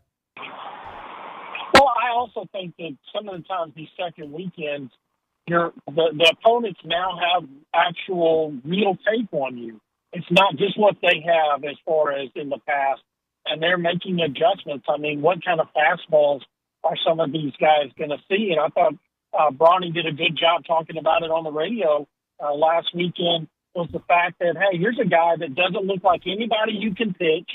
Nobody can throw an inner squat or anything like that will be, as slow as I am, but the ability to throw strikes. That has to factor into week 2 is the opponent is actually going to have a different game plan against you than something that maybe Incarnate Word or that we saw that day. Wagner has seen every pitch of every one of those games, every swing that the Aggie offensive attack has put on a ball, and they're adjusting to that as well. And I think that in this day and age of advanced scouting that, quite frankly, now matches Major League Baseball in the college game, that's an adjustment this team has to make, and that's something dealing with some adversity comes to that is good. I want to see how the Aggies respond to that. Bronny, how much do you think? What would be an ideal outing for Tanner Jones? How long? What are we talking about? Well, that will depend on how he feels and what he's done up to this point, which I don't know in terms of getting his arm ready and ramping up. I would think that it will be an inning-by-inning basis with a hard cutoff line at 3. You don't ever give a hard cutoff line. It's pitch count. You don't judge a pitcher by the innings. You judge them by the pitch count. And even within that, how stressful are those pitches that he's throwing? If he's getting to a lot of 2 and 3 ball counts and then getting hard contact and they're making plays, or is he having to make pitches with guys on base? You have to exert more from your central nervous system, from your brain, that whole thing. So there is such thing as non-fatigue and fatigued pitches. So even within the pitch count, you have to look at that. I would guess that there's probably a hard out at 3 innings or 40, 45 pitches. That's just a guess. If he feels really good and he shows no kind of signs of pain or going backwards in terms of his overall health, they might let him go further, but I'd imagine they're going to give him a hard cap. Okay, let's hit a break here. We'll continue talking some pitching. I want to talk to you about what you learned from Ryan Brauninger when you chatted with him, and just that was a great interview, by the way. Right now, we're talking Heritage Films. That's Chance McClain's company, yourheritagefilm.com. They make documentary films about families. They do it about your dad, your uncle. They do it about your family business, your family ranch. It's certainly a great thing to do. And look, if you're listening to the Baseball Bunch, you care about history. Baseball's the sport that looks at all the history, right? And that's what a Heritage Film does. It looks at the history of the family. It's a great thing that you can do to not only capture those moments, but share those moments with your family for generation after generation. We're talking an almost 2-hour documentary done about somebody important in the family, maybe your family name, your family business, whatever it may be. You will be all over it, and your family will certainly enjoy it as well. They do the Year Flicks, which is an awesome option as well. This is a little bit smaller option, right? It's a 20-minute video, Q&A style, sitting on a big chair with the green screen behind you, telling the story visually and also through some of these amazing words that your kids will answer. It'll be Q&A style.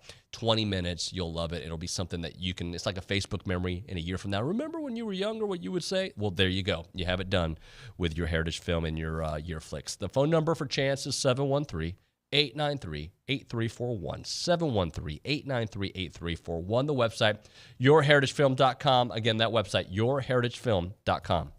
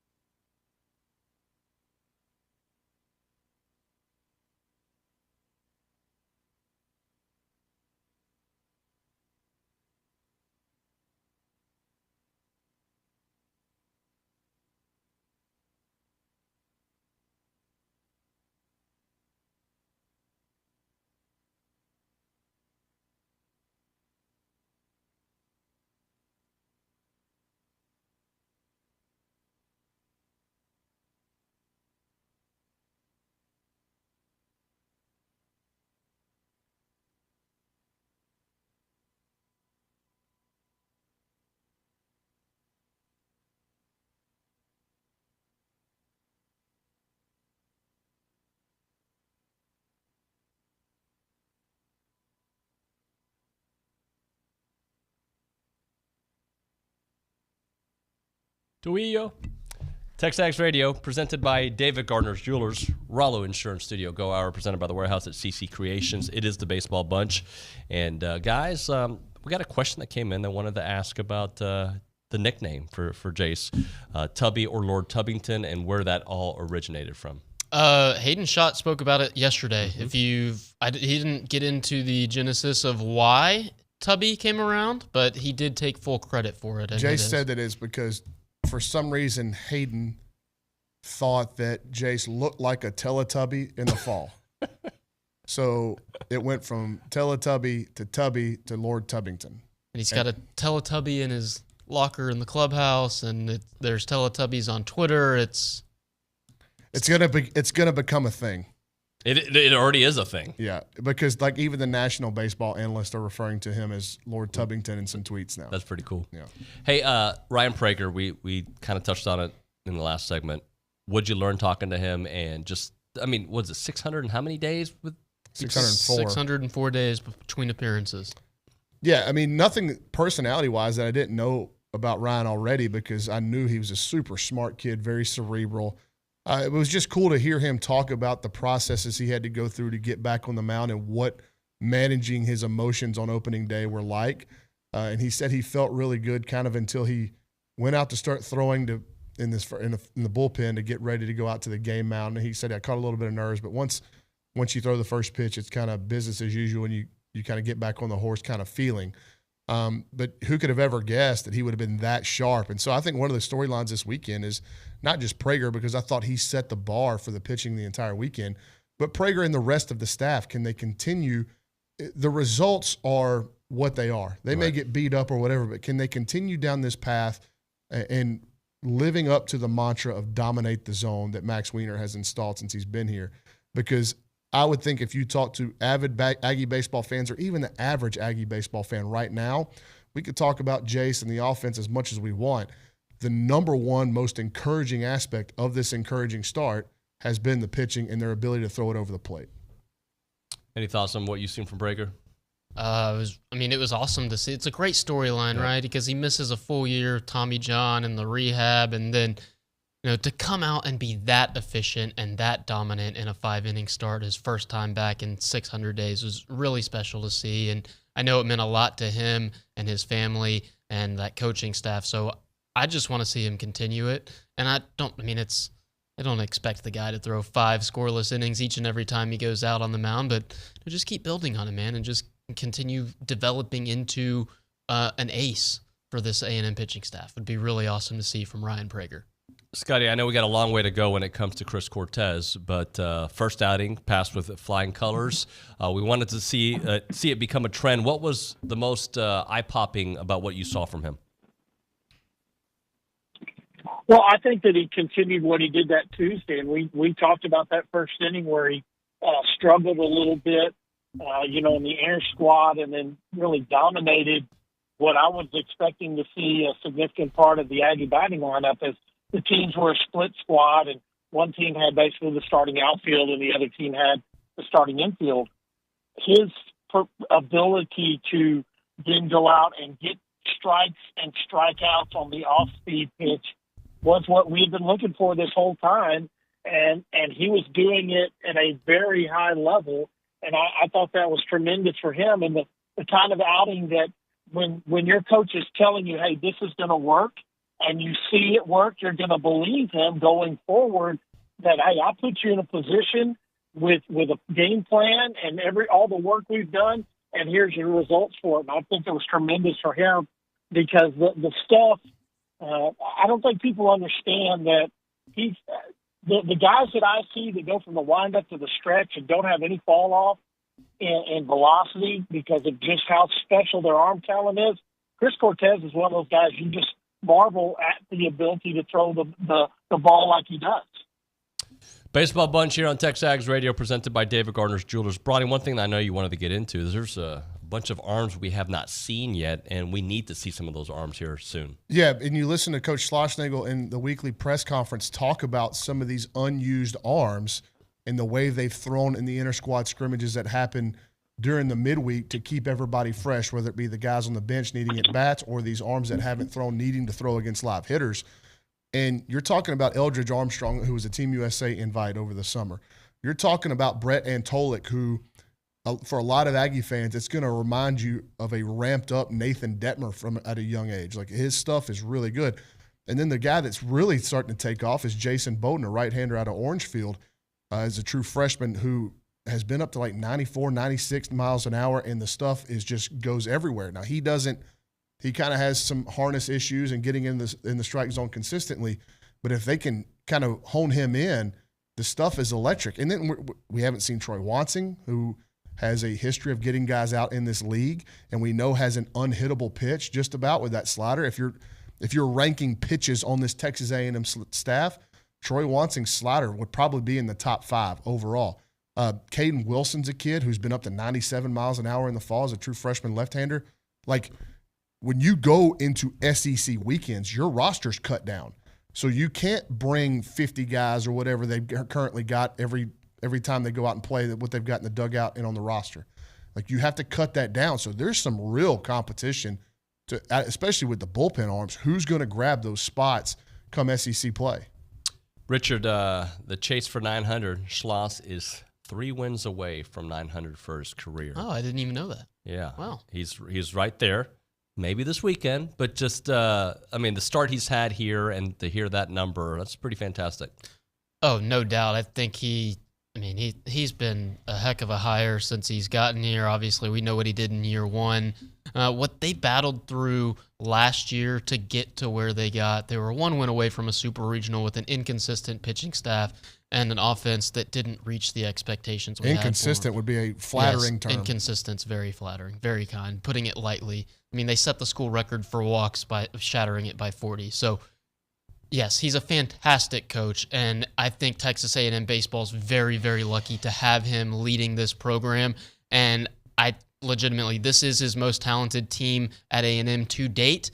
I think the recruiting that he and Nolan Cain have done means this program's only going to continue to get better, and 900 is just going to be another stepping stone for him in what is ultimately going to be a Hall of Fame college coaching career. Scotty, I know you're a baseball historian. Augie Garrido, 1975.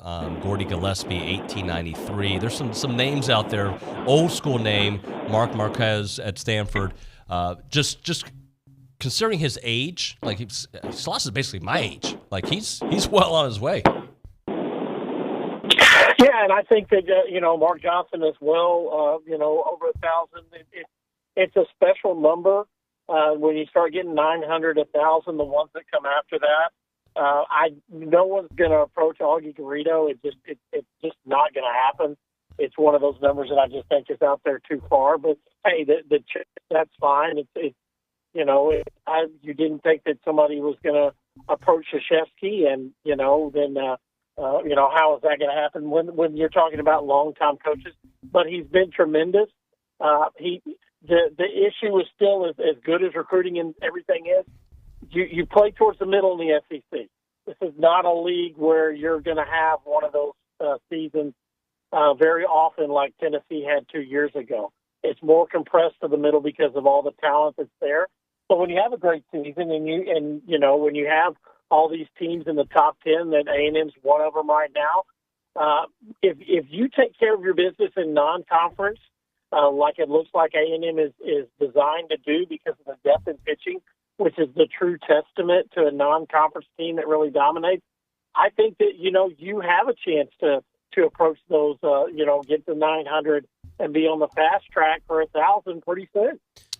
And I just did the quick math. It's 86 wins at A&M through 2 years and a week. So, Scott, I don't know the history of how quickly Coach Johnson and Coach Chandler got to 100, but we're talking about Coach Schlossnagle reaching the century mark quicker than any other coach in A&M history. That's fantastic. Bronny, I want to end the show. We still have another segment with positive stuff, but if there's something that if you are worried about or something that could be concerning, what would it be? Yeah, just making observations from the first week of the season.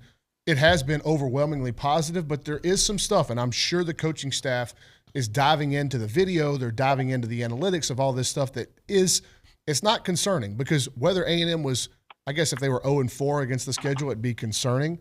But again, these are just data points. These are not trends. This is not the way the season's going to play out. We've got to get more info to determine those things. But through the first 4 games, there's a couple things that stand out to me. One, infield defense can be cleaner. No question. No question. They've been charged with 2 errors all season. Yeah. But you could make an argument they should be closer to 5. Okay? These are tough plays, but they have the skill talent on defense for the kids to make them. And they may end up fielding 970 again, plus. But just through the first couple of weeks, you'd like to see them be a little bit cleaner on defense. And we'll see if there's any adjustments to positions. Maybe some guys go to DH, some guys get a night off from playing on defense. We'll see what happens in regard to that. But right now, it's just something that I've got circled to keep an eye on.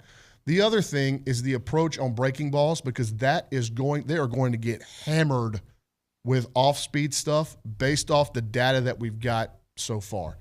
And they've done a pretty good job against it, but when they go through any kind of offensive lulls, it's usually a product of the opposing pitching staff going heavy change-up breaking ball. The right-hander from McNeese out of the bullpen gave A&M some fits, and like his best fastball was 85 miles an hour.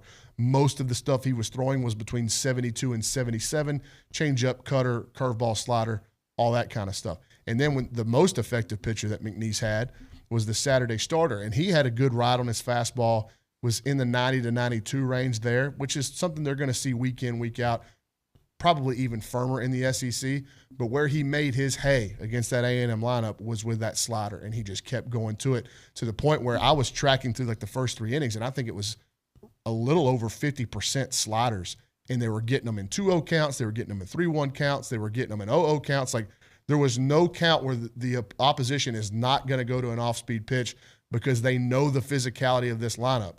Now, A&M, we said they might strike out a little bit going into the season. I think we would be fine with the current output of strikeout compared to slug, right? The way they're hitting the ball when they do hit it, they hit it very hard. But again, you're just looking at things right now through a very fine comb, combing through everything to try to figure out what might be some Achilles heel problems going down the road. I would say infield defense for right now, and then just their approach and ability to stay on breaking balls throughout the course of a game and throughout the course of a series. All right, let's hit a break here. We'll come back with some final thoughts with the baseball bunch before Billy gets here into studio. It is TexAgs Radio presented by David Gardner's Jewelers.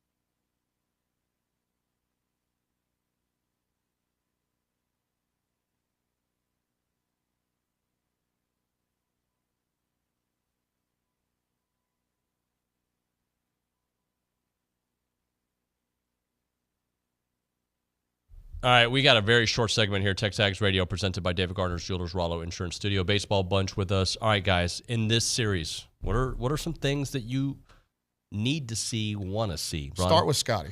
All right, Scotty, you take it away. I got to turn you back on, buddy. What do you want to see this weekend? Interesting. It's matched the numbers that North Carolina did. I think that North Carolina got after them. This is a team that normally plays ACC teams. I think they're 3-23 now, but they're going to go on the road. They're going to be from the East Coast, so they're going to come down. I think that's important. That even though they're going to adjust to what A&M has done, even though they are going to try to attack A&M differently, like Bronny just said in the last segment, I want to see that continue. And then they had some physicality. They had some runs scored against North Carolina. If the pitching staff continues to do what it's done, I think that sets up well for next week, where Arizona State and USC are struggling out of week one, but they're still going to be better than the teams that A&M has seen so far. Richard? I understand that it's not SEC competition and you're going to see a ramp up in competition next weekend. But what I need to see is this pitching staff remaining consistent. Now, I don't think they're going to be as dominant as they were last weekend, giving up only 1 run over 25 innings, whatever it was. But I need to see the signs of them being able to replicate what they did last weekend, week over week over week, for when they get to the Southeastern Conference and they face the better lineups. I got some questions about what's going to happen with the A&M lineup. Where does Ryan Targac, does he fit in this weekend? Do they stick with Caden Kent after he had a pretty good night on Tuesday night? Or do you roll Targac back out there to try to get him going because you understand what kind of thunder he's got in the bat and what a in-form Ryan Targac could add to an already really physical offensive lineup? At catcher, I know you asked Schloss about the health of Jackson Appel after that collision on Tuesday night. He said he's fine. Do they play matchups? With Coffer playing against left-handers, I know Appel's a switch hitter, but he seems like he's got a little bit more thump from the left side. But Jackson Appel has gotten off to a great start. And then 2 more names that I know you've talked about Ali Camarillo quite a bit, and he's been great, especially offensively. You're probably getting a tick above what you thought you're going to get, at least to start the season from Ali. A guy we have not talked about at all who's leading the team in average. Oh, yeah. Teddy Burton. And he didn't play. He didn't start on Sunday against McNeese. Got the start on Tuesday night. Nearly hit a ball out in his first at bat, and then landed on a heater in his last at bat for a 2-run homer. Again, you start adding that type of power and experience to the lineup. Is Teddy going to be an everyday DH? He can play first base if you need to give Blake Bender up a day off. So I just wanted to give Teddy Burton his props for just an outstanding opening weekend. I think opening night, Richard, was a homer away from the cycle. Yep, definitely. He was a homer away from the cycle, and the one we saw him hit Tuesday night was a moonshot. Yeah. Crushed it. He's played in 3 games. He's batting .500, and he's got 5 RBIs. Michigan man. There you go. Again, just an old head that's been around the block. Gentlemen, thank you very much. Thank you. Scotty, appreciate you, buddy. All right, that's going to do it for the baseball bunch here on TexAgs Radio. We could have gone for a full hour. It's coming soon. Hopefully not too soon, basketball fans. All right, when we come back on TexAgs Radio, Billy Liucci should be in studio. We'll chit-chat with Billy next here on TexAgs Radio.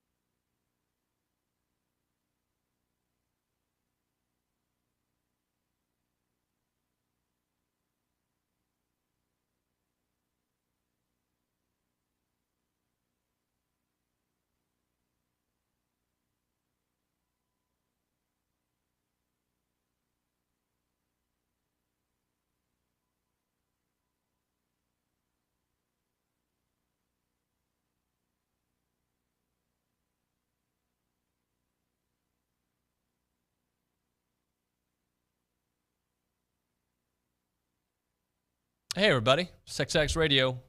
We are presented by David Gardner's Jewelers, 911 University Drive East in College Station. They've got Rolexes. They got the best timepieces out there for both men and women. Stop by David Gardner's to meet with one of their certified Rolex specialists out there. And the ideal gift for any David Yurman collector, signature bracelet to add to her stack. Shop at David Gardner's Jewelers, and you can go to the website, davidgardnersjewelers.com. All right, let's do this. Let's go to the Angry Elephant and Houston Social Center. Jackson Moss, were you a big EA college football guy growing up? I was, and I think if you weren't a big EA college football guy growing up, it was really called NCAA football back then, but I don't know if I can trust you. I think that was probably one of the best video games to ever come out, and I think a lot of people are really excited when they're hearing about EA Sports or EA College Football 25. By the way, that's a mouthful. I like NCAA football. When was the last year they did it? 14, 15? Yeah, 14. So this was you know how it's always a year behind. So it was our 2013 season. We had Johnny Manziel in the game, which is pretty good, but so for each player that opts in to be in EA Sport or College Football 25, they'll get $600 and a copy of the game. How many players are there in college football? I'm trying to think. I mean, $600 doesn't sound like that much money, but when you think about every player that has the option to opt in, that's quite a bit of money. Oh yeah, no, there's thousands. I think someone said the amount of players that it could add up to for $600 per player is like $6 million or $600 million. I don't know. I'll have to go back and. That sounds like two different numbers. Very different numbers, but either way, $600 in a video game that I get to be in. Why wouldn't you take that? Yeah, it's. So I told this to somebody yesterday. When I first started doing television here in this market, I watched Aggie football. Obviously, who didn't as an Aggie? But I remember like wanting to learn the roster better. Right? Who are some of these players? And I would play the college. What was it called back in the day? EA College Sports, whatever. NCAA football. NCAA football. I would play that. And I believe back then, I might be wrong, but I'm fairly sure you could change the name of players back in 2004.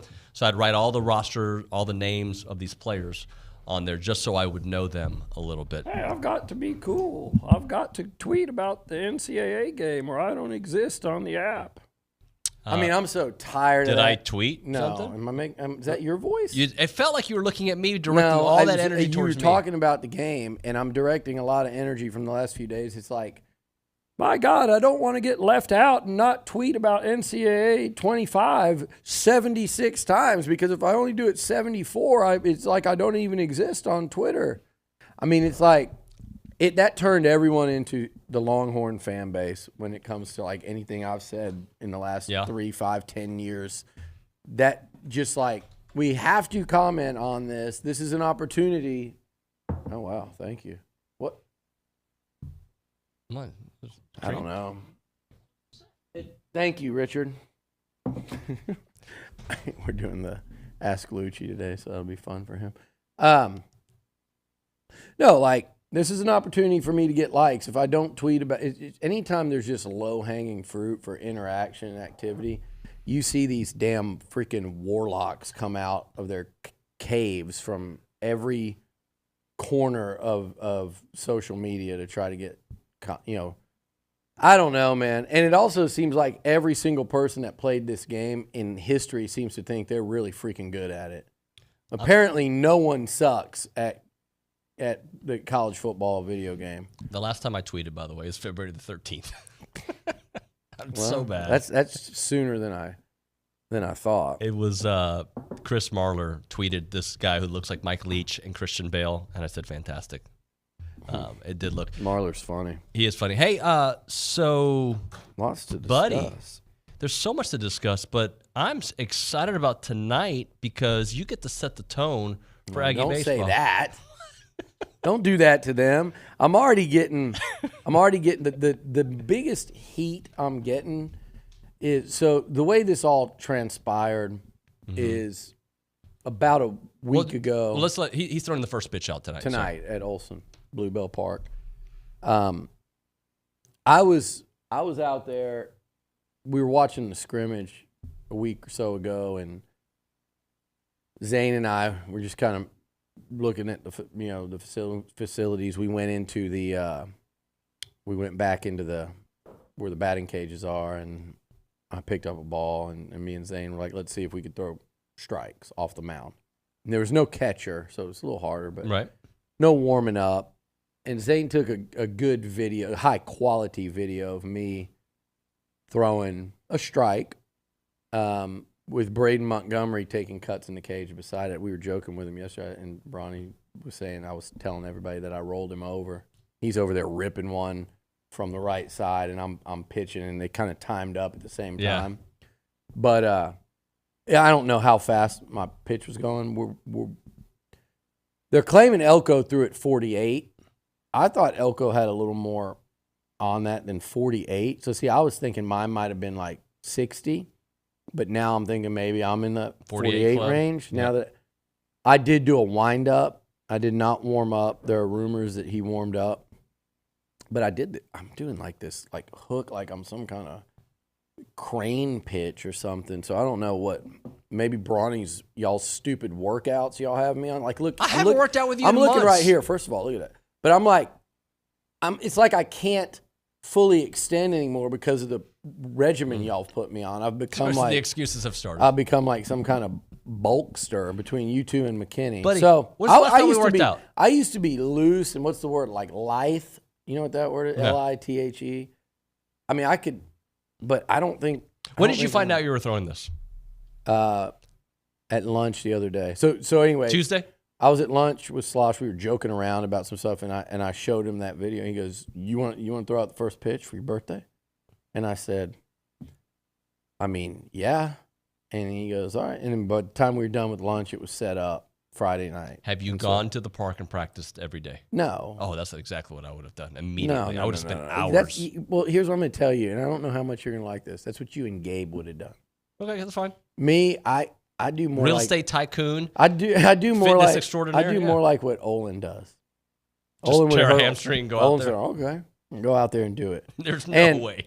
So, I hope to warm up tonight a little bit. Maybe just get a few throws in, but I don't really. I mean, here's the thing: is I just want the guy to catch it in the air.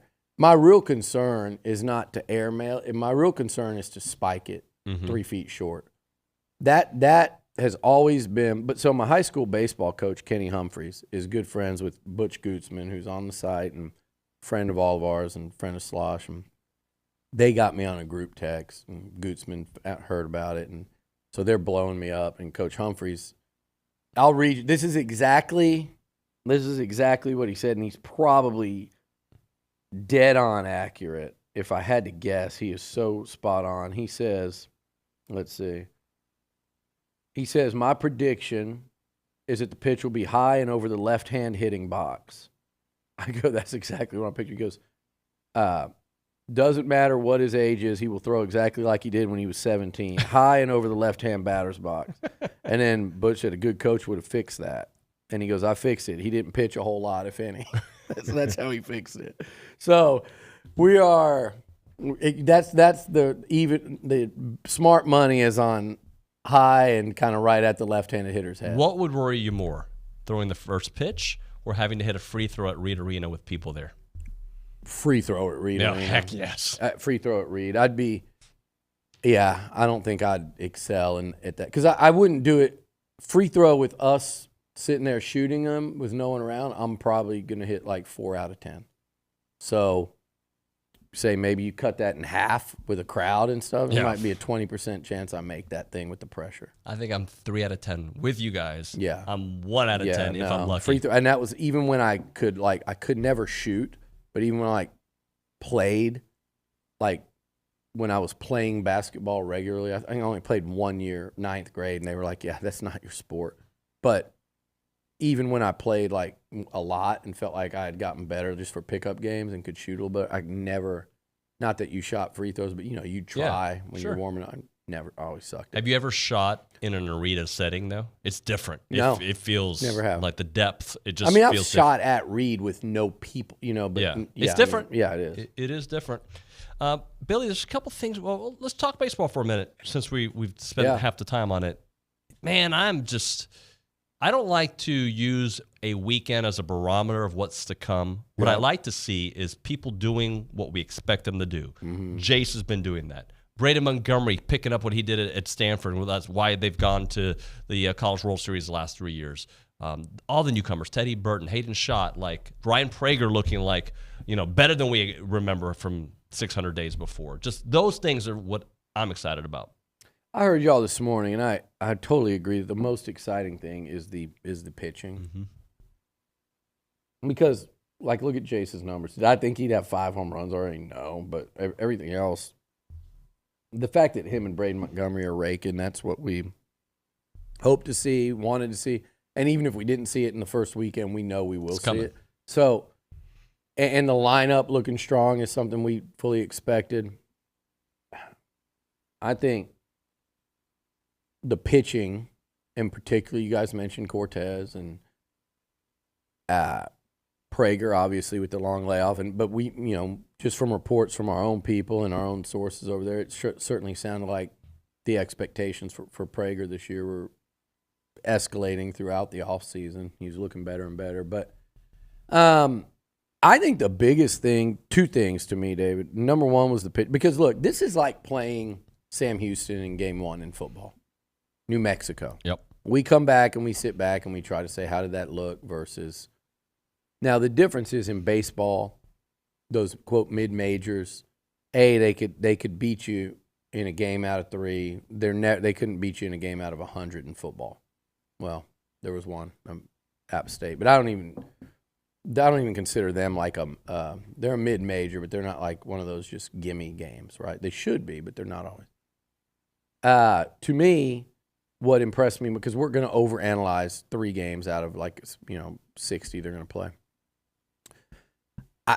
What excites me the most is what's still to come in terms of pitchers we haven't seen yet. How the weekend rotation shakes out. I mean, who's your Sunday starter? Does all of a sudden do you go into weekend games with Cedillo and Aschenbeck as guys that, like, if a pitcher doesn't get out of the 3rd inning, those guys can come in like Aschenbeck did last year and take you to the 7th or 8th? But now you got 2 that you fully believe can do that.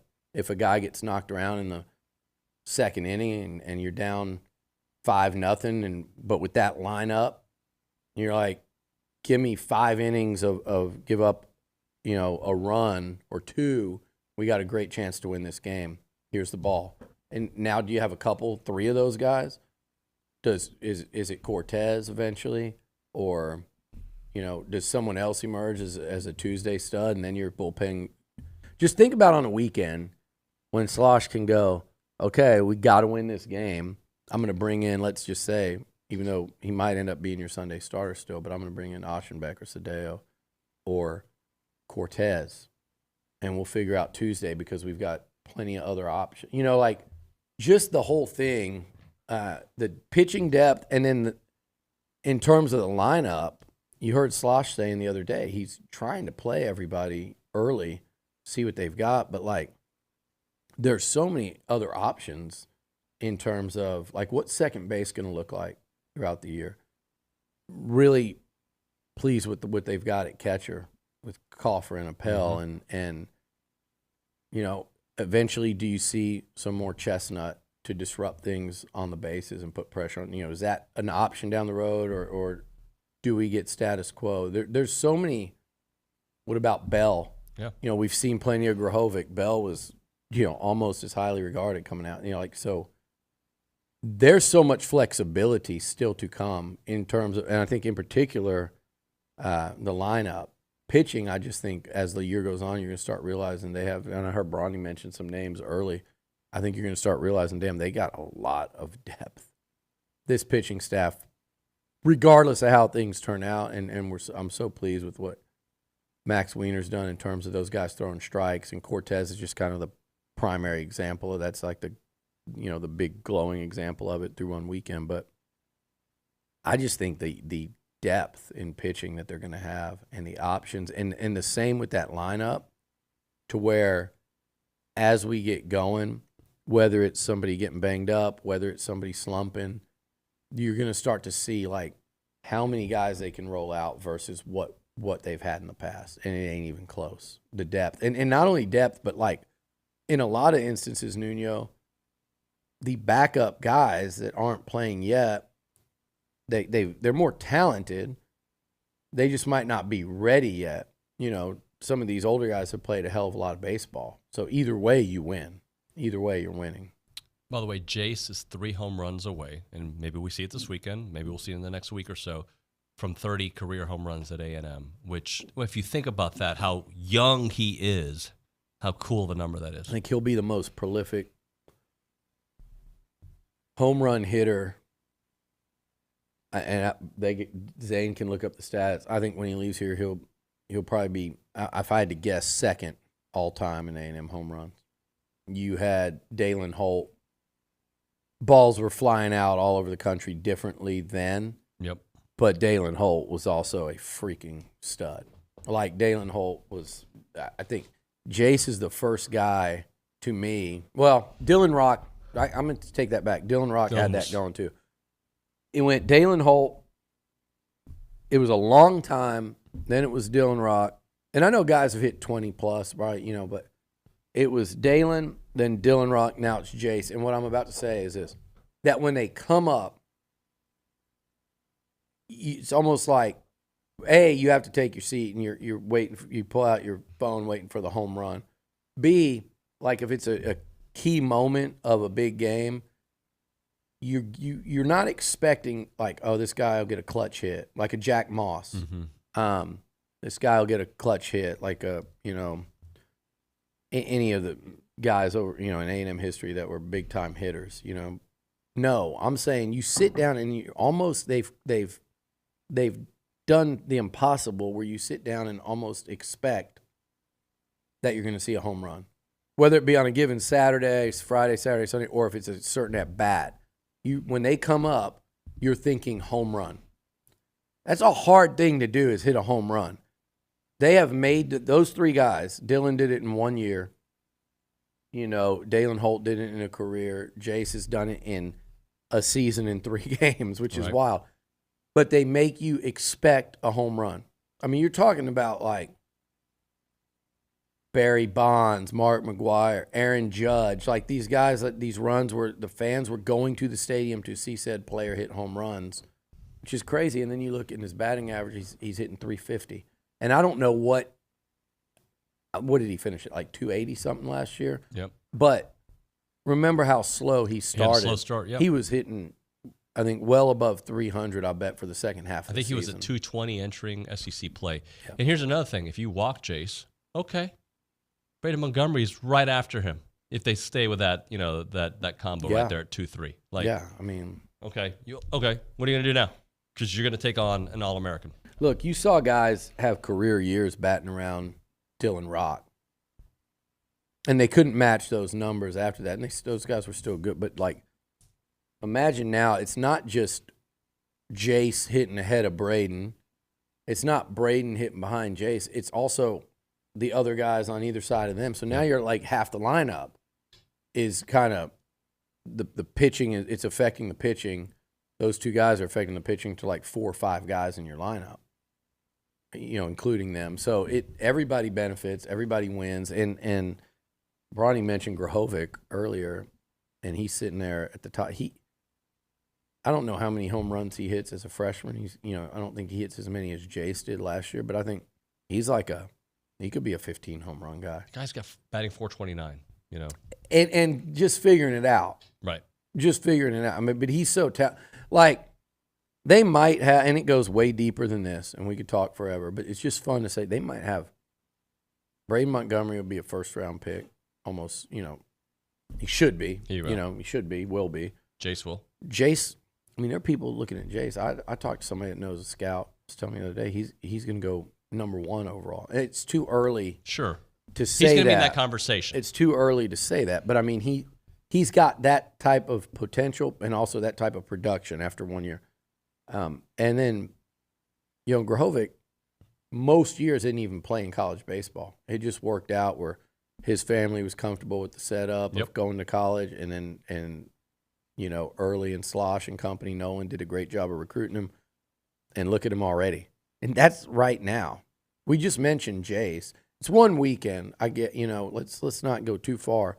But you watch guys hit and they've watched him throughout the offseason, and these guys we're talking to have watched him. He's an elite talent, as talented as you're going to get in the college game. And at some point, we'll talk basketball. But if we're down on basketball, you got to be up on baseball. You got to go with what's the most recent thing, and baseball right now is playing at a great level. Well, I think you got to go like this. If you're going to ride the highs and lows and be pretty emotional, then by all means enjoy.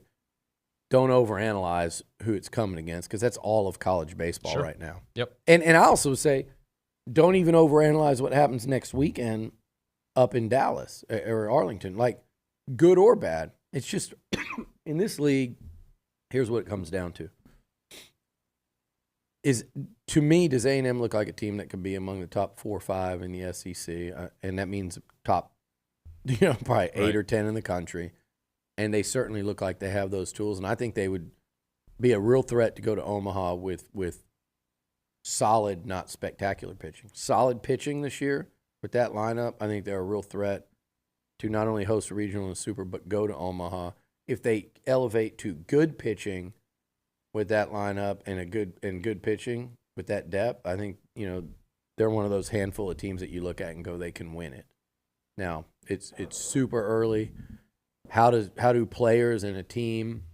How do certain players ride slumps? How does the team navigate losing streaks and a couple tough luck series? Well, I'll tell you this: guys like Hayden Schott and Jace, and it seems like a great clubhouse. It seems like a great team dynamic there.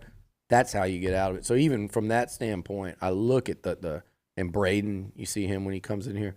Like, you look at kind of that team setting, and Max Wiener, a young, great energy coach, and working great with those kids. It feels like a team that when they do have any kind of struggles, they're going to be able to fight their way out of it. And that's something you kind of can look at even before it happens and try to judge. All right, let's hit a break here. Costa Vida time. You can go to Reed Arena. Got a couple home games to go and get your grub on for men and women's basketball. You go there, Costa Vida's in there. But also, they're at Olson Field this year, just down the third base line. Their menu is awesome. Chili lime chicken and sweet pork burritos, chili lime chicken and sweet pork, Baja Bowls, chips, and queso, key lime pie. And during the cooler weather, you've got the Mexican hot chocolate. So that's at Olson Field. But if you go to the store there in South College Station, they've now got the Costa Vida home run combo, a favorite for Jace Lavalette and number 12, Ryan Targotch. The home run combo is an entree with sweet pork enchiladas smothered in house-made queso with rice and beans and a large drink for $11.99. So go support those guys. Go support Costa Vida and get your grub on there, because you can go morning for your breakfast tacos. You get your coffee on. You can go for lunch. You can go for dinner. It is a great place to go because it's fresh Mex done the exact right way. I love going there. My kids love getting the quesadillas there. Aggie owned and operated. Holly's the best out there. 4501 Mills Park Circle in South College Station. 4501 Mills Park Circle in College Station. Get them at Reed Arena during the basketball games. Get them at Olson during the baseball games. It's Costa Vida.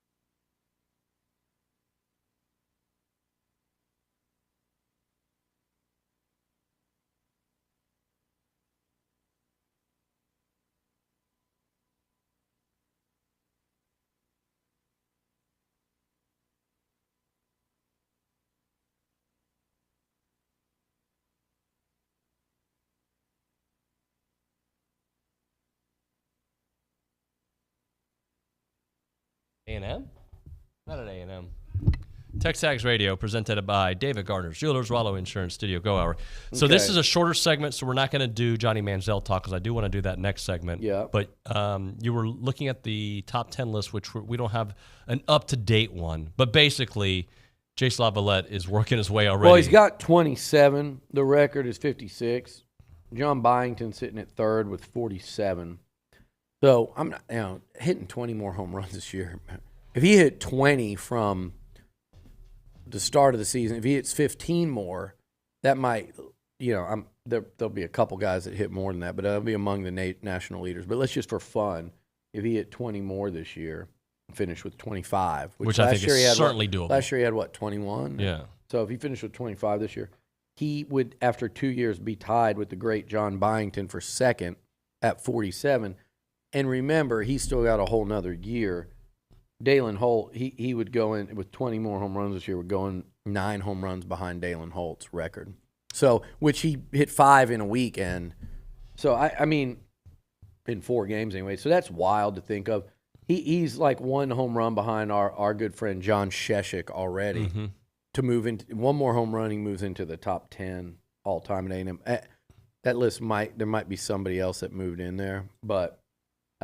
And then 2 more home runs, he passes Brody Green at 29. So those are 2 guys, and he's right. And then he's right on the heels of Stephen Truitt. These are 3, guys that from my time period who were great players at A&M, terrific players at A&M, and obviously power isn't the only game of a lot of these guys, but it's not that way for Jace either, who stole almost 20 bases last year. I'm going to read this text just because I don't think we can answer it. So based on your discussions, does this team have what it takes to make it to Omaha? And if they don't, will it be a failure? And no, the answer is we got to see how the season plays out. But do they have what it takes to make it to Omaha? It's too early. Yes, they do. But it's too early to put Omaha or bust on teams. Yep. Now, I believe Slosh is on the fast track of getting the program. And I mean fast track like this year, next year, like this group of players to where – that's the expectation every year. Yep. And look, that's not exclusive to A&M. That's not. There are several programs that go into every season, Omaha or bust. Mm-hmm.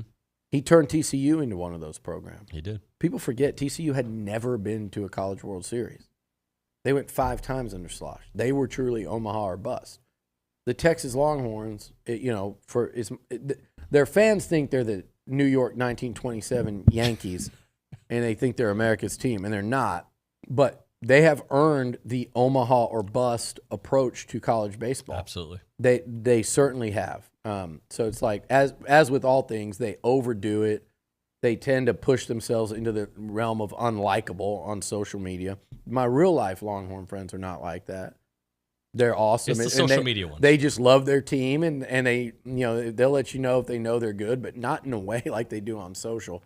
But even the social ones are fun, but you give credit where it's due in Texas, LSU, TCU, thanks to the guy that's coaching in maroon and white right now. Yep. Those are programs that are Omaha or bust. And obviously there's plenty more in the SEC. I think A&M's right on the cusp of that. I'm not ready to call this team a success or failure based on if they reach the World Series this year or not, but they're close to being that kind of program. Because of the talent, because of the coaching staff, because of the way they're recruiting. And let me just say this. I think you got to get there more than once. Sure. If he goes 2 out of 3 years, I think moving forward, you go, there's the bar. 2 years ago, it was a failure that Tennessee did not get into the College World Series. But that is baseball, and you run into hot teams, and good pitching stops good offense all the time. So, and Tennessee was on this run that nobody had ever seen. So I've actually, look, Florida State never won one. Yeah. The late, great Coach Martin, they were there a lot. They never won it. All you can do is just keep getting there. And A&M, I wouldn't say they were close last year, but they were 1 shot against Stanford and 2 and a lead in that final game away from playing a Texas team that I think that's a coin flip series to get there 2 years in a row. I think this is a team that certainly has what it takes to get there, but there's more than 8 that fall into that category right now. Yep. So it's a long way to determine, obviously, who the 8 are, but they're building very quickly towards being a program. Every team, it's Omaha or bust. Every time you go and start your off, begin your season. That's the goal, the plan, especially in the SEC. But I think they're very close to being a program that as we sit here and talk about it, and Slosh as they go out and recruit, and it's like, it's Omaha. If we don't get there, we consider it a disappointment. Yep. Every year. Like, that's the goal every year. We want to get there 4 out of 5 years. We want to get there, 7 out of 10. All these numbers where you just go every single year. That's how we denote a successful season or not. All right, let's hit a break here. We'll come back. Nick's got some sound from the Johnny Manziel, Shannon Sharpe interview. We'll get into that next here on TexAgs Radio.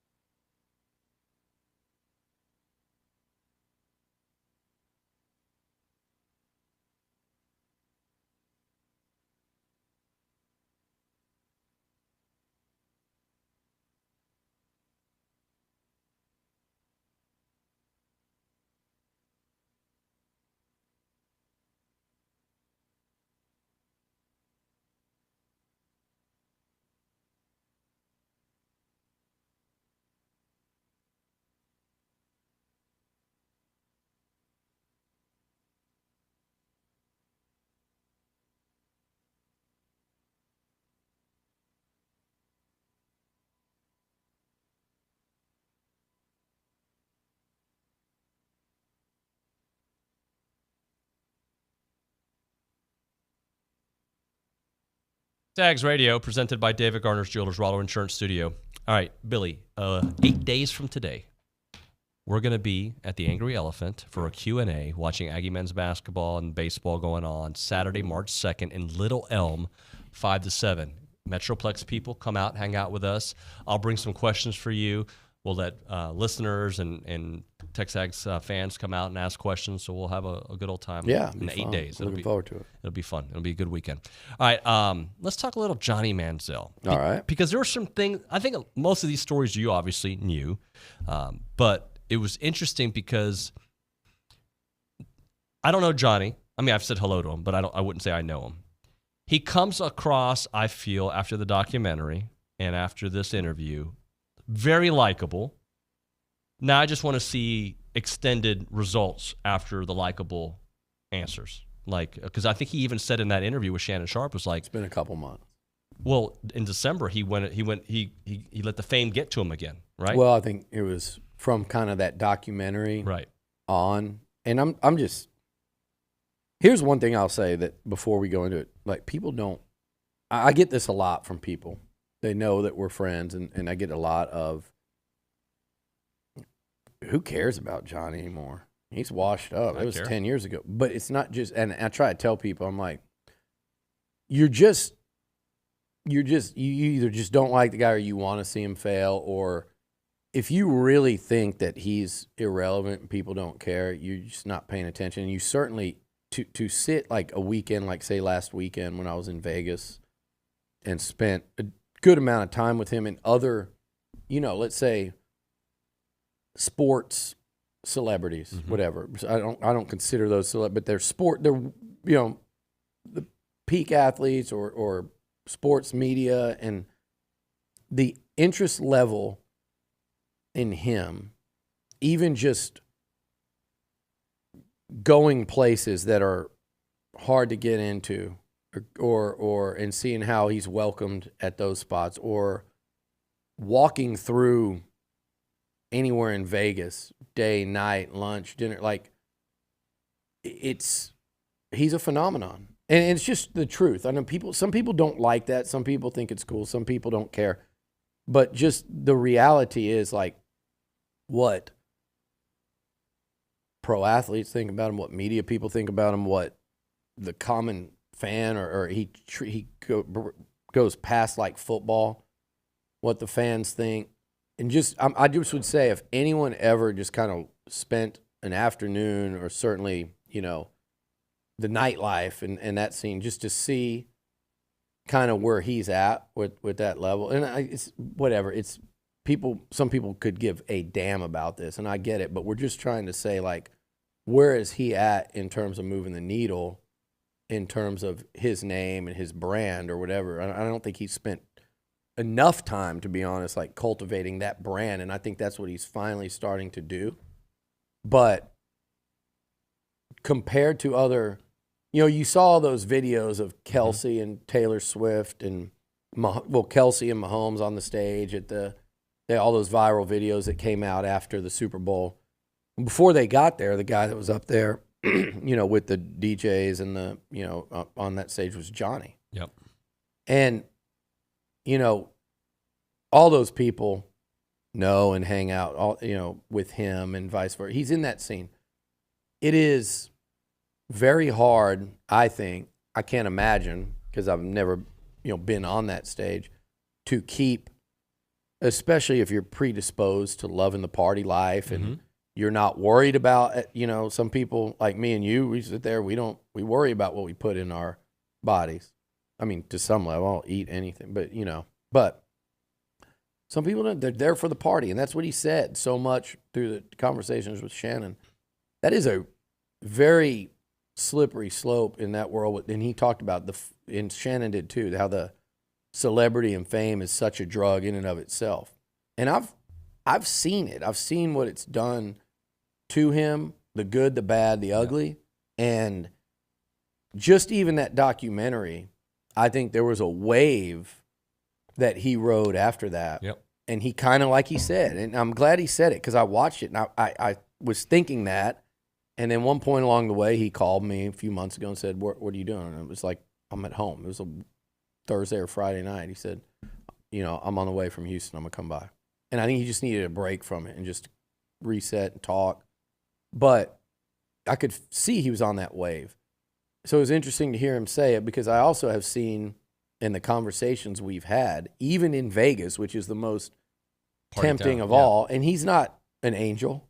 And I don't think he tried to say he was. No, but he's doing less of certain things because I think he's really focused right now on, dude, just being as simple as I can. There's a ton of money to be made for him, both in terms of his name and his brand and what these podcasters, all of them that he's friends with that are making millions of dollars on these, in these podcasts, and they're all around every second you're down there. And then with what these other athletes are doing in terms of, just Shannon Sharpe being on his. Yeah. There's potential there for him, the money he can make off social media, and also what he can do here locally, with Aggies, with Texas A&M. And I think he's finally starting to realize, like, this is the path for me. I can see it now, and I need to stay on this in order to, and I'm talking about just financial success for him moving forward. He just turned 30 a year ago, but also just for peace of mind and just to kind of level out a little bit.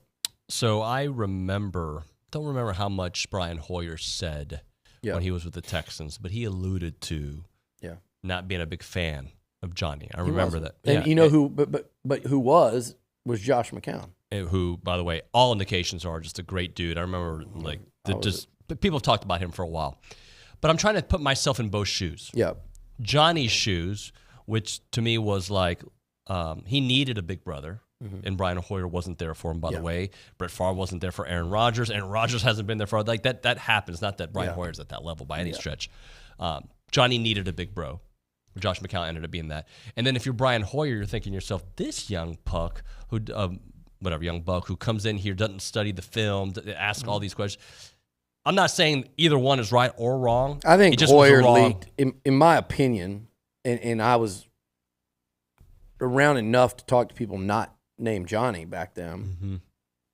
I think I always got the feeling that Hoyer was leaking things to like the Cleveland media, which I think is, and I'm not saying he for sure did that. That was your vibe. Not just my opinion. That was the opinion of people who knew a lot more than me. So I think that is about as low as it gets. Yep. If that were the case, I think there were times some other people had told me that, and this is all hearsay, and Johnny didn't say this, but there were times where people would say, yeah, he'd act like he was leaving the building, and then Johnny would leave, and then he'd come back, just to kind of say, hey, the time's, and so I don't know, but there's enough that you hear that I'm like, yeah, he doesn't sound like, and look, listen to what you've heard over his career versus what you hear about Josh McCown. Yep. And just what Johnny said in and of itself. But Josh, I've been friends with Randy since he got here as a freshman. We were talking the other day. I was telling you guys how good Randy was at basketball. I've known Josh since he, stood up and gave a speech at his brother's wedding when he was still in college. He's as classy a dude and as unthreatened a dude as you're going to find. So, like, Johnny wasn't a threat to him. Whether Josh started, which he wanted to do, or Johnny did, Josh McCown was going to be a leader in that room and do what was right for the team and the franchise. I don't think Hoyer was like that. And, again, Johnny kind of alluded to it, and he's right. That's two different dudes. Josh was very comfortable in his skin. He was comfortable with his accomplishments, and that didn't mean he didn't want to start and keep starting and go win a Super Bowl in Cleveland. Hoyer was like desperate, had waited for his chance, and he saw an opportunity and took him. Probably didn't like him. Yep. Probably didn't feel like, and it was just. And he wasn't the only veteran. So it doesn't matter. I'm not saying I wouldn't. I don't think it. I'm not. If I wouldn't do some of the things that I heard, but I certainly wouldn't because Johnny wasn't seeming to put in the effort or whatever. I wouldn't have been his like, let me hold your hand, tie a string to my back, like Josh said. Josh is a better man than I would have been, but. What Johnny needed, in my opinion, I said this then and I say it now, I really wanted him to go to like a New England with Belichick and Brady, to a New Orleans with Peyton and Breeze, to Kansas City with Andy Reid and Alex Smith, somewhere where there was a veteran quarterback that was going to be 0% threatened by him and his presence, that would have helped him along because – dude, you ain't a threat to me. And then a head coach that he would have really respected, unlike Pettin, and that was totally in control, and that would have, set him down and said, hey, listen, this crap stops now. Right. Someone that could get through to him, and also knowing Johnny, someone that he would have been afraid to let down, kind of like he was with Cliff. Let's listen to him talking about Brian Hoyer before we hit a break. Here's Johnny Manziel on the... Don't do the Hoyer. Does Nick have something else? We got plenty of stuff. Yeah, let's do something else because we just talked about the Hoyer. Okay. Well, when we'll hit a break. Okay. We'll come back. We'll listen to Johnny on Kyler and Kyle Allen. Sumlin's partying. Mm-hmm. Johnny's dad. We'll try to get whatever we can in the last few minutes of the Yeah, show. yeah. It's TexAgs Radio.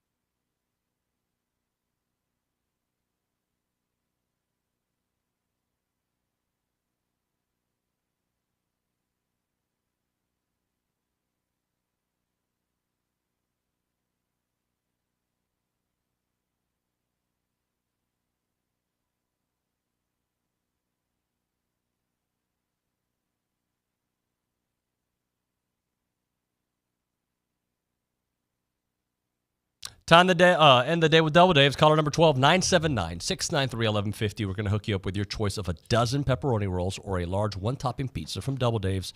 Serving Aggieland since 1984. Double Dave's Pizza. They've got your favorite pizza, your world-famous pepperoni rolls. For what? Reliable in-house delivery, bringing piping hot goodness straight to your door. Just click on doubledaves.com and your favorites tell are on the you way. what I get from Double Dave's? It's damn good. What's that? It's very basic, but you get. I'm not a big pepperoni guy. There's a little too much grease on the pepperoni.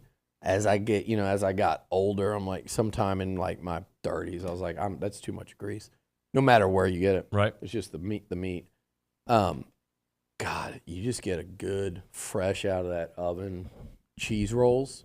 Oh, yeah. Just get the pepperoni rolls, plain cheese, but they put more than just the normal. It's like They make them now. I used to get them special ordered. I'm not taking credit for it, but they now it is an item. You can get the pepperoni rolls, whatever, but just cheese, and you get those bad boys straight out of the dip them in the marinara. Whew. Ay, qué rico. Hey, I believe that's not what you would say when you're talking about Italian food. Ay, qué rico. I think you'd say marron. Marron. No, they don't do the A at the end.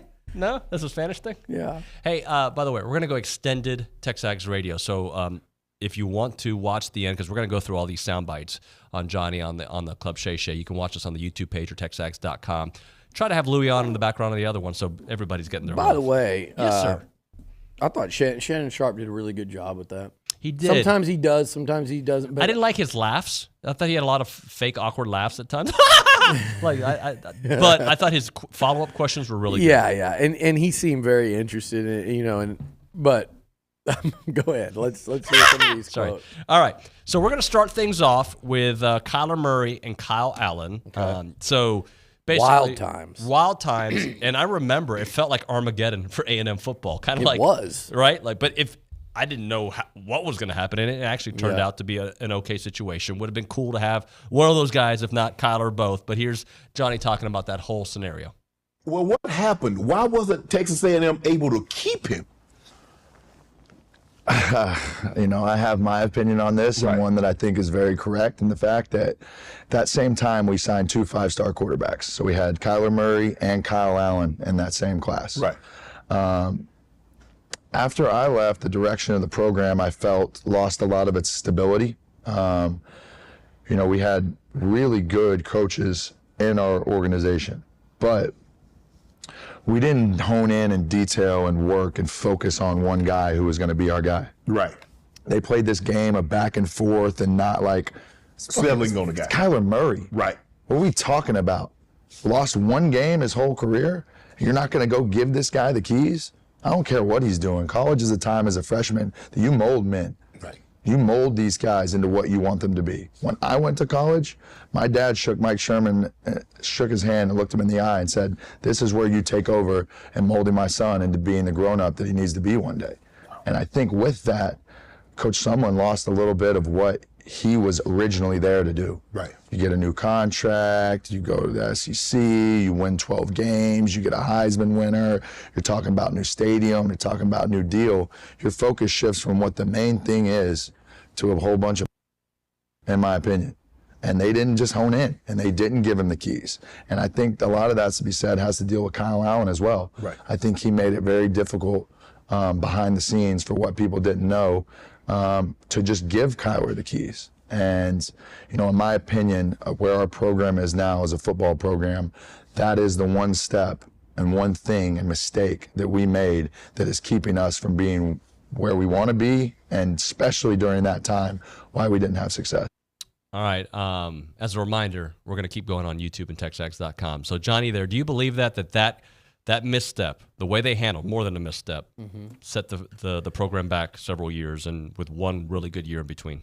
Yeah, I mean, and Trevor Knight almost bailed it out. Maybe had he not hurt that shoulder, the conversation's different. But that was, that was certainly a setback where there was a moment in time where I think A&M could have ascended with back-to-back great quarterbacks. But I'll have more thoughts on that here in a second. That was an incredibly difficult situation that it would have taken a really skilled head coach or one with maybe a lot more skins on the wall than Summy at that time to navigate. And they did not navigate it well, and they lost both. You could have lost one, not both. You really needed to keep Kyler. But Kyler, from the moment he was recruited, never made that. That was never going to be easy. If Johnny thought he was difficult, go ask Cliff or anybody in the NFL. It's one thing you give Lincoln Riley credit for, because he held that together. Now, they were also playing against teams that couldn't touch them in terms of talent. It was a hell of a lot easier than running through the SEC and having Auburn knock you around at Kyle Field in your second start and make you wonder if that was what you wanted to do. But since, when you look at what's transpired, that you realize that was not going to be easy for someone to navigate. But I do think the job was to navigate it and keep Kyler Murray. Right. Are we just going to keep going now? Yeah, just keep going. Yeah, I think the job was to was to keep Kyler, because Kyler, what it was and is special. Like Johnny said, he's probably the best high school football player in Texas history.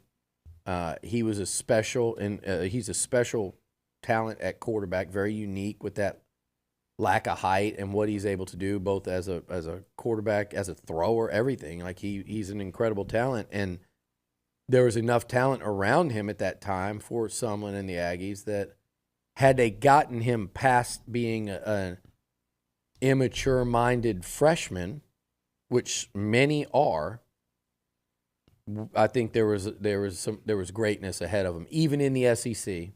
You know, it didn't have to be like playing with, you know, overwhelming talent in the Big 12. It didn't have to be that way. That kid at that time, with a little more maturity and confidence in what he's doing, I think he would have led A&M to a lot of victories. But it's hard when Kyle Allen, you know, that was a weird year. Like, Kyle gets hurt. I think they mishandled it from the beginning, kind of juggling them. And Kyle was the quarterback, also a 5-star, but also you could just tell that they were trying to get Kyler in there too. Kind of like you can do in baseball. Yep. It's a little easier. It's a lot harder at quarterback. You could do it at D-end. You could do it at running back. Can't really do it at quarterback. You just got to kind of feel when the time's right and make the move. And they kind of started from day one, I think, sending the message to Kyle that, hey, this is ultimately going to be Kyler's show. But then it wasn't, and then it was, and then Kyle left without any warning. A&M and Sumlin, them, it's almost like they didn't give up on Kyler, but it was kind of like, okay, we're going to do Kyle for now. And behind the scenes, Kevin and Kyler were working on an exit. And so when you lost Kyle unexpectedly, because Kyle ended that season the starter, when you lost Kyle, the thought was for a couple weeks there before that bowl game against Louisville, okay, well, the decision's made. It's Kyler's show now. He ain't going anywhere because he's going to start next year guaranteed. Here it is. Well, that one was actually past the point of no return.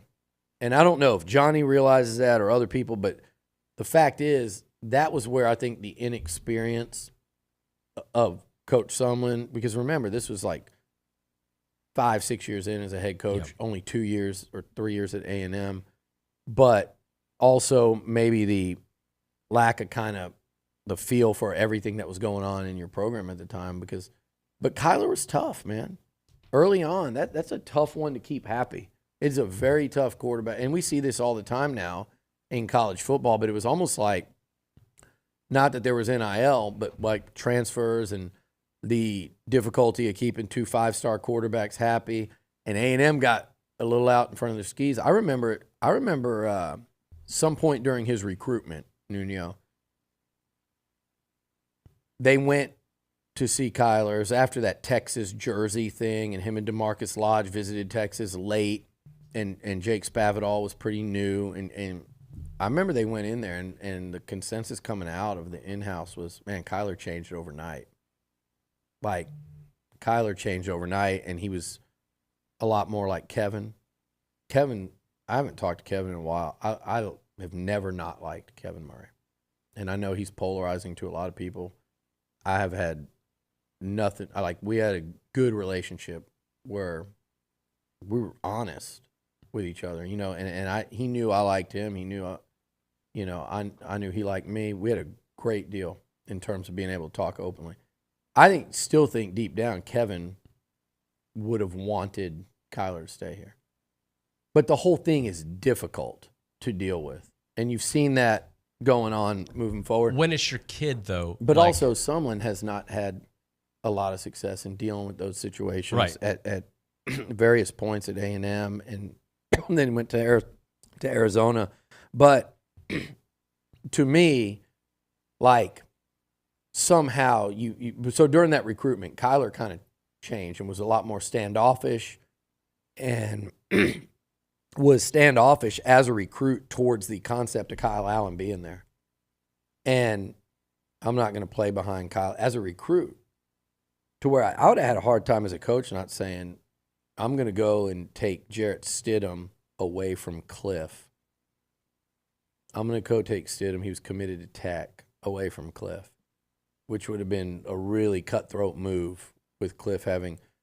I love Cliff. Like Cliff and I saw him this weekend. I'm rooting for nothing but the best of him in Washington. But it's a cutthroat sport and game, and I think Cliff gets that as well as anybody. And Spav and Sumlin wouldn't want. Cliff left to go there, and I know.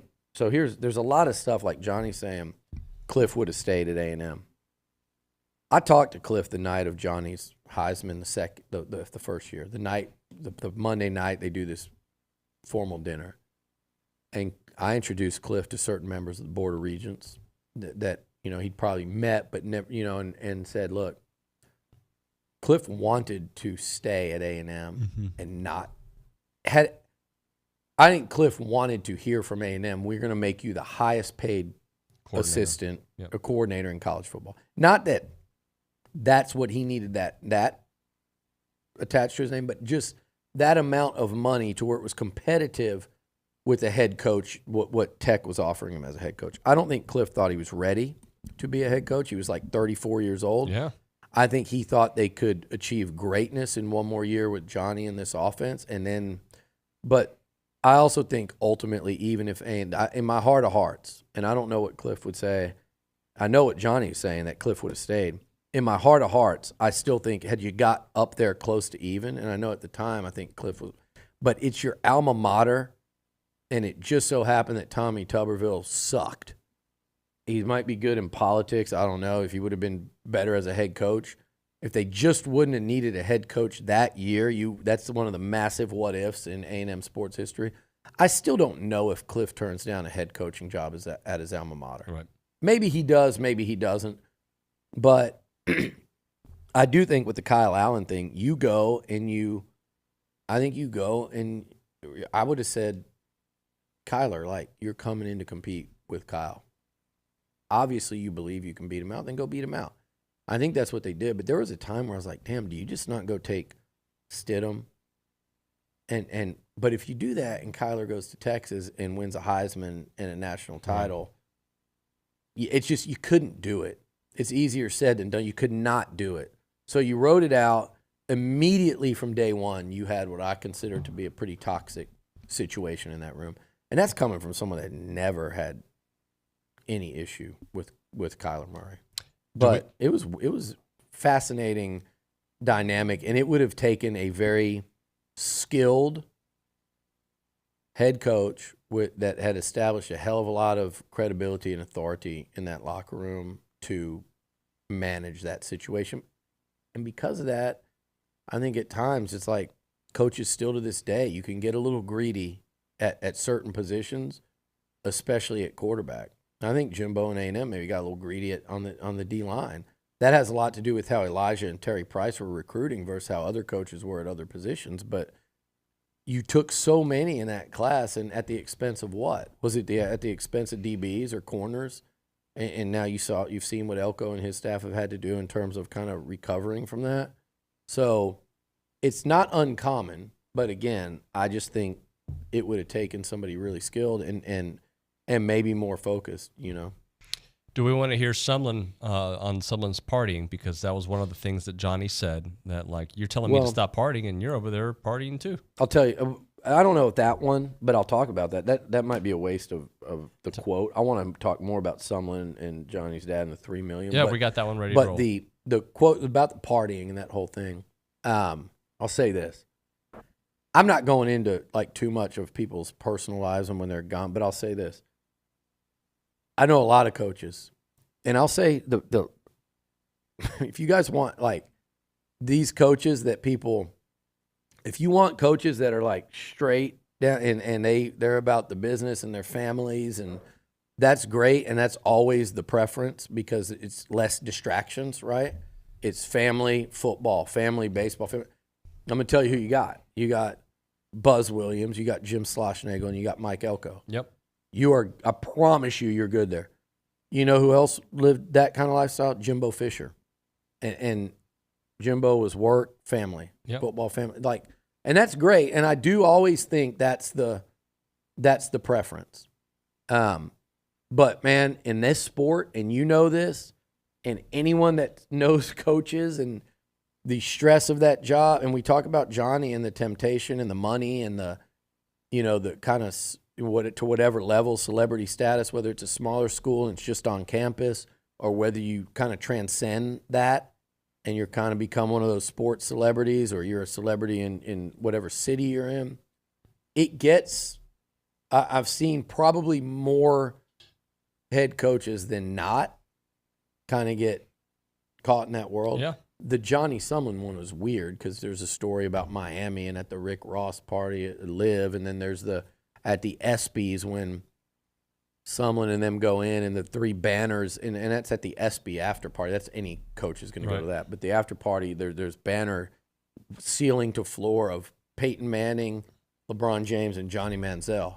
And that's your player at the time. He's still playing for you. Right. That's weird, but I get what Johnny's saying too.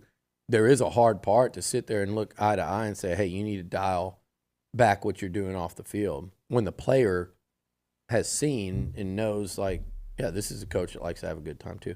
But at the same time, again, that Johnny thing was so, and you hear him, he tells the story. He tells you what he was doing at the time.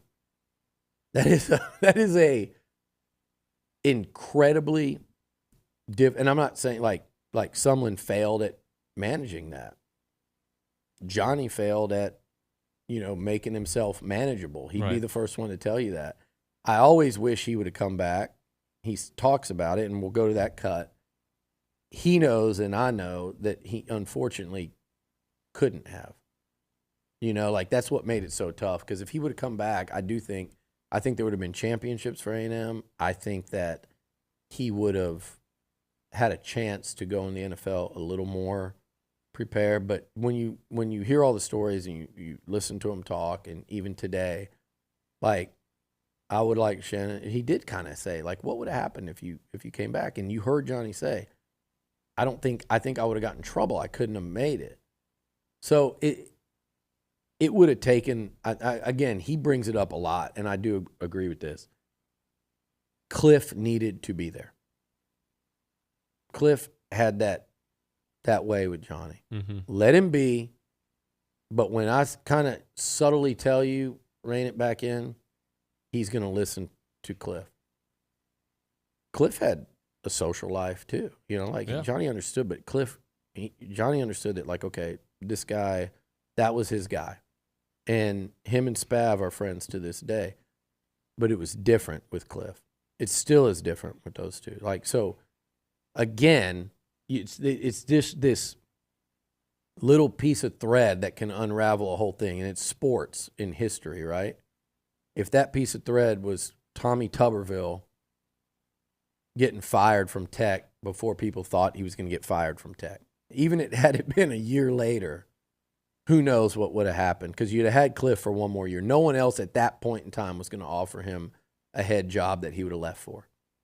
And who knows what happens with Johnny, or what happens with A&M football. Well, let's listen to the proposal that Johnny Manziel's father made to Kevin Sumlin. You said your dad went to Kevin Sumlin. Yep. And says for $3 million. We're staying for 2 more. Now, you do realize this is prior to NIL.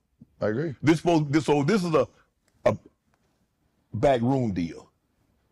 It went on for 30, 40 years before. It was the same way that was happening when you was getting recruited back in the day. And you guys, y'all, Texas A&M got money for it. I mean, Texas A&M, nobody got no money like Texas A&M. Y'all got the big dogs. Aggie ring, baby. Y'all got the big dogs. And so $3 million, if he had gone to any of the boosters and said, you know what? Johnny's dad said he'll stay for an additional 2 years if we just break him off $3 million. Just keep it in cash, throw it somewhere. We'll get it later. We don't need it right now. Right. But for my security, if something happens for 2 years down the road, right. And my dad did this without me knowing, and I ain't mad at him about it for nothing. It's the way the business worked back then. Right. There was a bag man. There was a bag man at LSU.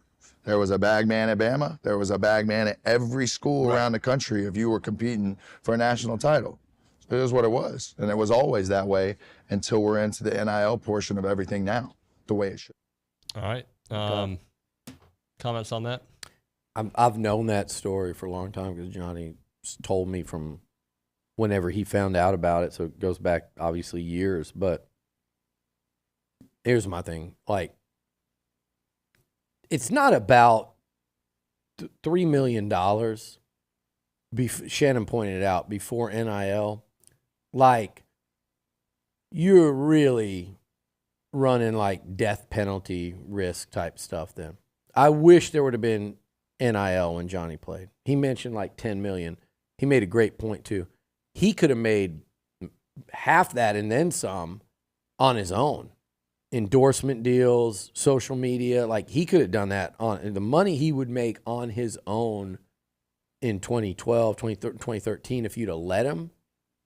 I mean, we saw what he did just kind of with his own plan and scheme, but Pete, there are bagmen at schools, particularly all over the SEC. That was Bill Burns' big concern, even moving into that league, was like, if we're moving in there, we're not going to play that. And I'm not saying A&M is and has always been squeaky clean, but like that was the athletic director's mindset, and his big concern was like, if we're not going to cheat to the level that they're alleged in that league, we cannot achieve at that level. Right. And it's unfair to expect that. So are we selling our soul, or are we going to, but look, you saw what almost happened to Auburn with Cam Newton for like $200,000. You just wish it would have been a different time. And sure, maybe there could have been some Aggie out there that would have said, screw it, we're going to buy a national title with this guy coming back. And that next year's defense versus that 2013 defense, yeah, they probably could have. I don't put anything past Johnny, and what he could have done in a third year of college. But with that said, like, I think the real part of that story would have been if someone laughed it off like that. It's not, man, we can't play that game. We can't swim in those waters. Whether that was true or hypocritical or anything that it was at the time.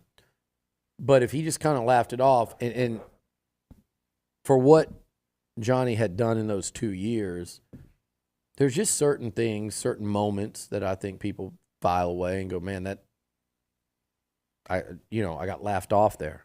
If that were the case, even if that number was at that time thought, hey, this is an outlandish ask, we can't do it.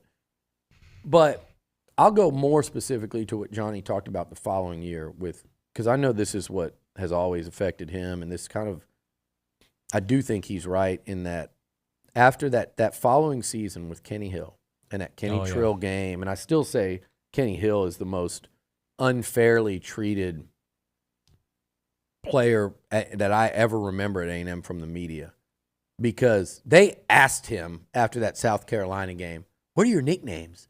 What nicknames? Any cool nicknames? There was Johnny Football. What about yours? And everybody's in a good mood. They just beat a top 10 team by like 30. And Kenny, if you go back, he's kind of like, well, I mean, he's kind of downplaying. He's like, well, I guess Kenny Trill, that's one I like. Guys call me Kenny Trill. I like that. Trill was a big and then word it became Kenny self-glossed. Oh, there's Johnny Football. I'm Kenny Trill. I'm Kenny Trill. Look at me. That's not what happened. It didn't happen in that post game. He was a 19-year-old kid that was in front of the media, and they were asking about nicknames the players have for him. There was Johnny Football. Is there this? And Kenny just kind of was being cooperative and conversational with everybody and said, well, there's this. And then it became, that deal always set wrong with me, because it wasn't anybody in that room trying to make him look bad, but it was just this whole thing, and we get it now even more than we did back then. Ooh, okay, we're going to write an article about Kenny Trill, and it wasn't to make him look bad, but the way everyone else reacted to that, and as you get, it's like the telephone game, as you get further removed, like, look at this kid. Look at this dude, thinks he's like taking over the SEC after one game. He thinks he's Johnny Football 2.0. But the problem Johnny had with it was nothing to do with Kenny Hill. They were great friends. It wasn't even the coaches. It was someone walking in there and saying, looking dead in the camera, and he said, we're not a one-trick pony. And that set terribly with Johnny to this day, and it set terribly with, his dad and the family. And I get it on that one, because he looked dead in the camera. We're not a one-trick pony. And that was someone trying to say this program's bigger than one guy. We're going to move Right. on. For what all he had done, and also just know Johnny, know how competitive he is, know how that would sit. You know, like he said that instead of, hey, what those guys did will forever be remembered. It's not just Johnny. It was Mike Evans. It was Swope. Like Johnny talked about, it was Jake and Luke, and said, like, they laid the foundation. That was unforgettable 2 years, and whatever we do from this point forward, they laid that foundation. But the program has to move on, and we owe it to those guys to keep winning. You could have said it like that but it was almost like he felt, and still does, like someone, and they were trying to distance themselves from Johnny and say it ain't about him. So that one took a long time, I think, for them to kind of patch up. But I know they've talked and stuff, and I'll be interested to see after this.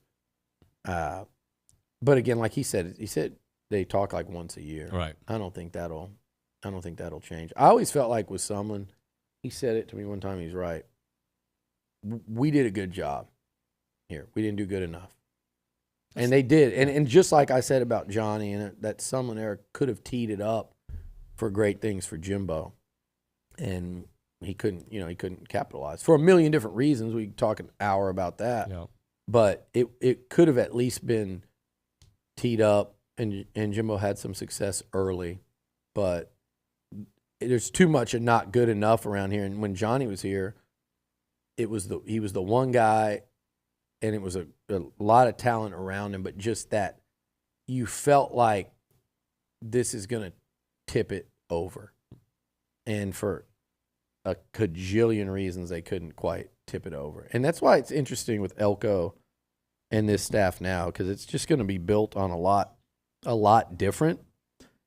But yeah, you got this quarterback, man. I'm going to sit down and interview him today. Is that today? You got this quarterback, and you just kind of go, I wonder.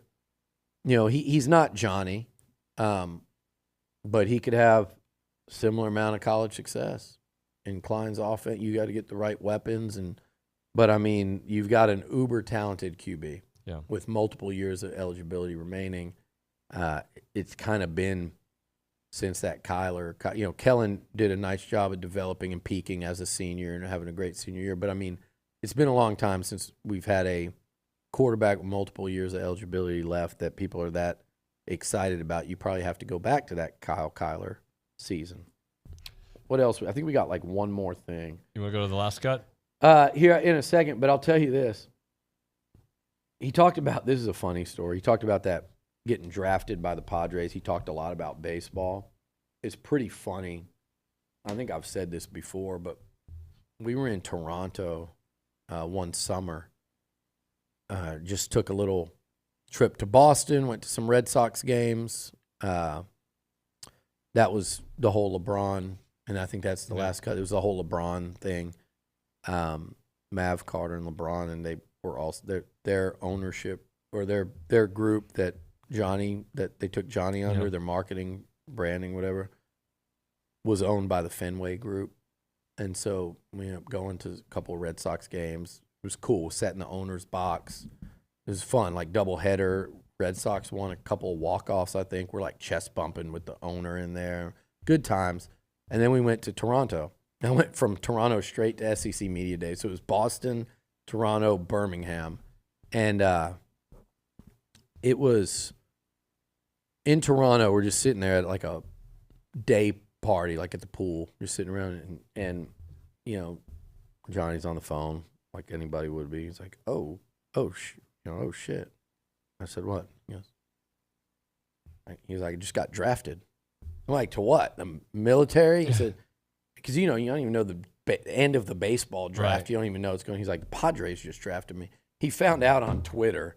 He's one of those. Yeah, it was just funny. Like while we're sitting there in the middle of some random weekend, he gets drafted for a sport he doesn't play, and it is what it. But it was hilarious. Damn, the Padres just drafted me. Well, let's listen to Johnny, because I got to get going here in a second, on LeBron James and disappointing him and that whole Mav Carter group. And I remember, this is how bad off I was whenever I was in Cleveland. You know, LeBron would text me every week to come over to the house and watch a game or play poker with the boys and just tried to be there. And I was so depressed for the first time in my life that even my biggest role model and inspiration in my life couldn't get me out of bed to come and hang out with him. You know, when I went to the Cavs games, I was in, I was out. I didn't really grasp and latch on to him in a way that I should have. And he tries to take me under his wing, right? And I'm just kind of nudging it away because of where my mental is and being just fully depressed in where I was in my life. Is that an excuse? Absolutely not. Because at the end of the day, the respect that I should have for them, giving me everything, should trump all else. Okay.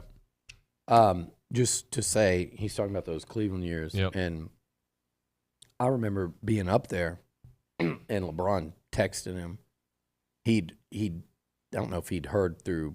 There was a guy there that worked with LeBron that was like directly with Johnny all the time. Rodney, loved him. Rod the God. He was awesome young guy and did a great job, as great a job as you could do with Johnny at that time. Really cared about him.